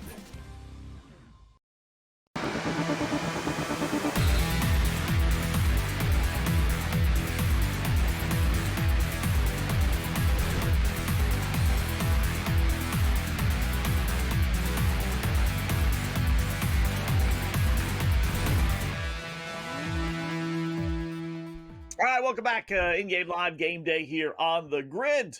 Thanks to Rohit Panaya from Covers.com. Covers.com, one of the many sites, gambling sites that are at the top of the realm there. So good job by him throwing out some, hopefully some, keep your fingers crossed, winners tonight. Good news as far as Charleston and Towson down 20 earlier, or at least 19 anyway, has cut the lead to 4. So by Charleston plus 2.5.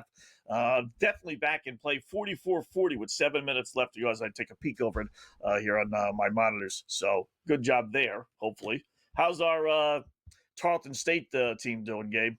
Any better I got luck? my eye on. I got my eye on South Alabama now. I got South Alabama plus 4.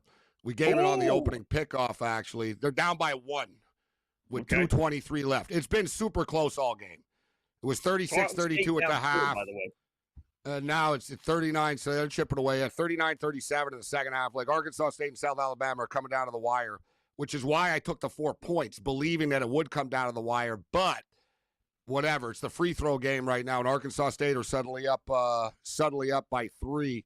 But yeah, we got a lot of games going on right now. Going on, and the second half has started. And the San Antonio Spurs, we gave it to Spurs, so our opening pickoff, good start here. We gave it the Spurs -7. We said, yeah, they're going to rout the Bucks tonight. I don't like laying points either. Most of my picks, if you guys noticed, are underdogs with basketball. 99-64 right now. Wow. It's a game. That's a game set match. 99-64. And I don't know if you saw, for the record, Victor Wembanyama shaved his head. And so did Johnson on the Spurs. They didn't do a very good job either. Like, come on, guys, you're going to do it. Like, any actually just go all the way. Like, why? Is it a cancer thing for someone? No, they did it because they wanted just whatever for fun, and he said that Johnson said that he wanted to shave his head the other day. But the part I thought was funny, and I brought this up to people before, but because they asked him, he showed up today or yesterday, whatever, practice, and his hair's gone, and Wembanyama walks in. And his hair's gone, and they're like, what the hell's going on? Is there a purpose for this? And he said, no, not really. He goes, I just felt like shaving my head, man. But he goes, I was going to do it the other day, but I forgot we were on TV. So he wanted to do it, the Oklahoma City game the other day, but a TV game. And it was funny. Cantor told me that. And Cantor told me that about the NBA. He goes, it's not, he goes, there's certain cities where guys get their hair cut and stuff before they play. He said Miami, New York, LA. And it's funny. And it was funny the way that he casually said it. I just got a kick out of it. That Johnson goes, I was going to do it last week or a couple of days ago, but he goes, I forgot we had a national TV hair game. That's what he called it. He goes, I forgot we had a hair game. So it's a TV. So like the NBA players, guys, and man, brothers love the barbershop and all that, and the trims and all this type of stuff. Like they really do go all out, like before these games. Like they really do care about their hair. Like they'll bring in a barber into the locker room the day of the game and stuff. And it's like, yeah, like, so like put it this way. Tonight, guys, keep your eye on it. Like all the guys are in Charlotte tonight. That's their best look tonight. Right. Their best look. Like, you know what I mean? This is the way they want to look. Like, yeah, it's LA, it's the Lakers. They know, they're all the porn stars are in the stands, and like the Instagram models, and like this is the showcase like player game. Not even for the court, Scott. Like to pick up the girls and like the parties and like, you know what I mean? Like it's a big statement. So we'll keep our eye on. I bet you Knipple shows up with a hair a mess tonight. Just show up a mess, kid. What's amazing is I guarantee you LaMelo's got his hair done right now. He's going to have some perfect hair tonight. Yeah. There's there must be different levels for that, right? Because they're on TV every night. Every NBA game is on TV. Yeah, so it's amazing how they decipher certain games. Yeah, but it's almost like work, Scott, for them. It's almost like, yeah, whatever, dude. I'm in New Orleans or Charlotte today. I'm not even going to shave. I don't care. Like, I'm going to the arena. Yeah. Right? They're like, oh, I'm at MSG tonight. All right, I better get my good clothes out when I walk into the tunnel. I might be on TV. You know what I mean? Like, these guys are all fashion mavens too, for the most part. So they get a kick when they get to play in these sort of cities. But yeah, I thought it was funny with the head shave stuff. Well, now that they're winning by 40 or whatever, maybe everybody on their team will shave their head. Yeah. Man, you got to believe it's only a matter of time for Giannis. That's just, it's amazing. That team won an NBA championship, 4 years ago? They've gone through head coaches. Yeah, you know what, though? It's his fault, though, Scott. Like, it's the ironic part that people will treat him like the victim. He's ran coaches out of town. He's the one that wanted Bradley or his brothers on the team. Damian Lillard. That was him. He's like, oh, yeah, get Damian Lillard. Like, they let him play GM, and no one, like, that's the LeBron trick, right? LeBron used to do that. LeBron would, like, be on a team. They would win. He'd get complete control of the team, and then he'd want all of his buddies or all of his Rich Paul, like, Maverick or whatever, the agent, partner guys. He was the one, oh, yeah, you better give, what's the guy? I can't believe I've been bad with names this week. He's from Toronto. Tristan Thompson. Yeah. Tristan Thompson's good. He was a good player. But he was really good friends with LeBron James on the Cavaliers. LeBron basically leaned on them and let it be known, right, that hook him up. I don't want him going anywhere. You better hook him up. Well, yeah, hooked him up. And one of the worst contracts ever, Scott. Right? Like stuff like that. Like he wanted his buddies. What in Miami? The famous story there. Remember LeBron, who was the kid from UConn? LeBron insisted that they draft somebody, and then he left 2 days later. He literally insisted that they drafted somebody. I forget the kid. Yeah, it was we were looking at the draft that year. I'm dead serious. It's a true story. And they were like, all right, we'll draft him because maybe it'll make him stay. And then LeBron leaves after a couple, 5 days later after the draft, he left. It's just comical. Like LeBron does that all the time. It's like LeBron, I didn't know they fired Dave Blatt. Remember when they fired the coach, the guy from Israel? Yeah. He goes, I didn't know. I had no idea. He had no idea. Phony fraud. Everyone knows you got him fired because if you remember, he had the audacity to dial up a play at the end of the game. It wasn't for LeBron. Right. That's what happened.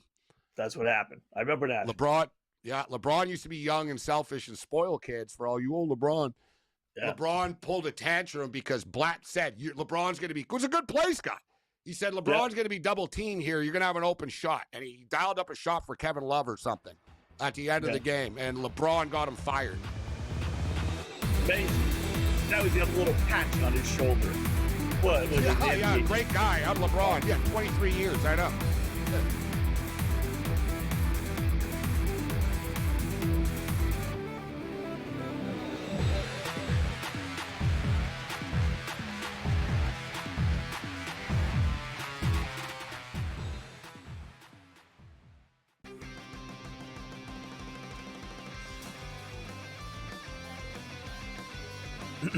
Class is in session. Today, let's talk about the teaser. A teaser is a multi-leg bet where you shift the point spread in your favor. You get better numbers, but every selection has to win. It doesn't matter what you bet if you don't have the insights. Tune into SportsGrid and get ahead of the class. They have one more win than Chicago, and they literally beat Chicago in Week 17, and yet the Niners are on the road and the Bears are at home. Why? Because of an outdated rule that says, winning your division is the holy grail. Rewarding an 8-win division winner with a home playoff game is like giving the corner office to the guy who won the office fantasy pool instead of the guy who actually closed the accounts all year. The Early Line, only on SportsGrid. Maybe the fact was that the kicker just blew a 44-yard field goal. Now, by the way, I feel horrible for this kid, Tyler Loop, who made every single field goal this season 44 yards or less. But the extra point that was missed just before that by Chris Boswell was the only extra point that he missed all season long. So did they bless that same holy water when Boswell missed the extra point? Come on, guys. Let's get it. Newswire, only on SportsGrid. It's going to open up Pandora's box. But I will say this. I do believe players that sign now, like Najee, should not be eligible now, but should have to sit out and come back in next year. It's just a slippery slope. And I agree with people like Tom Izzo. I don't like it at all. College basketball today, only on SportsGrid.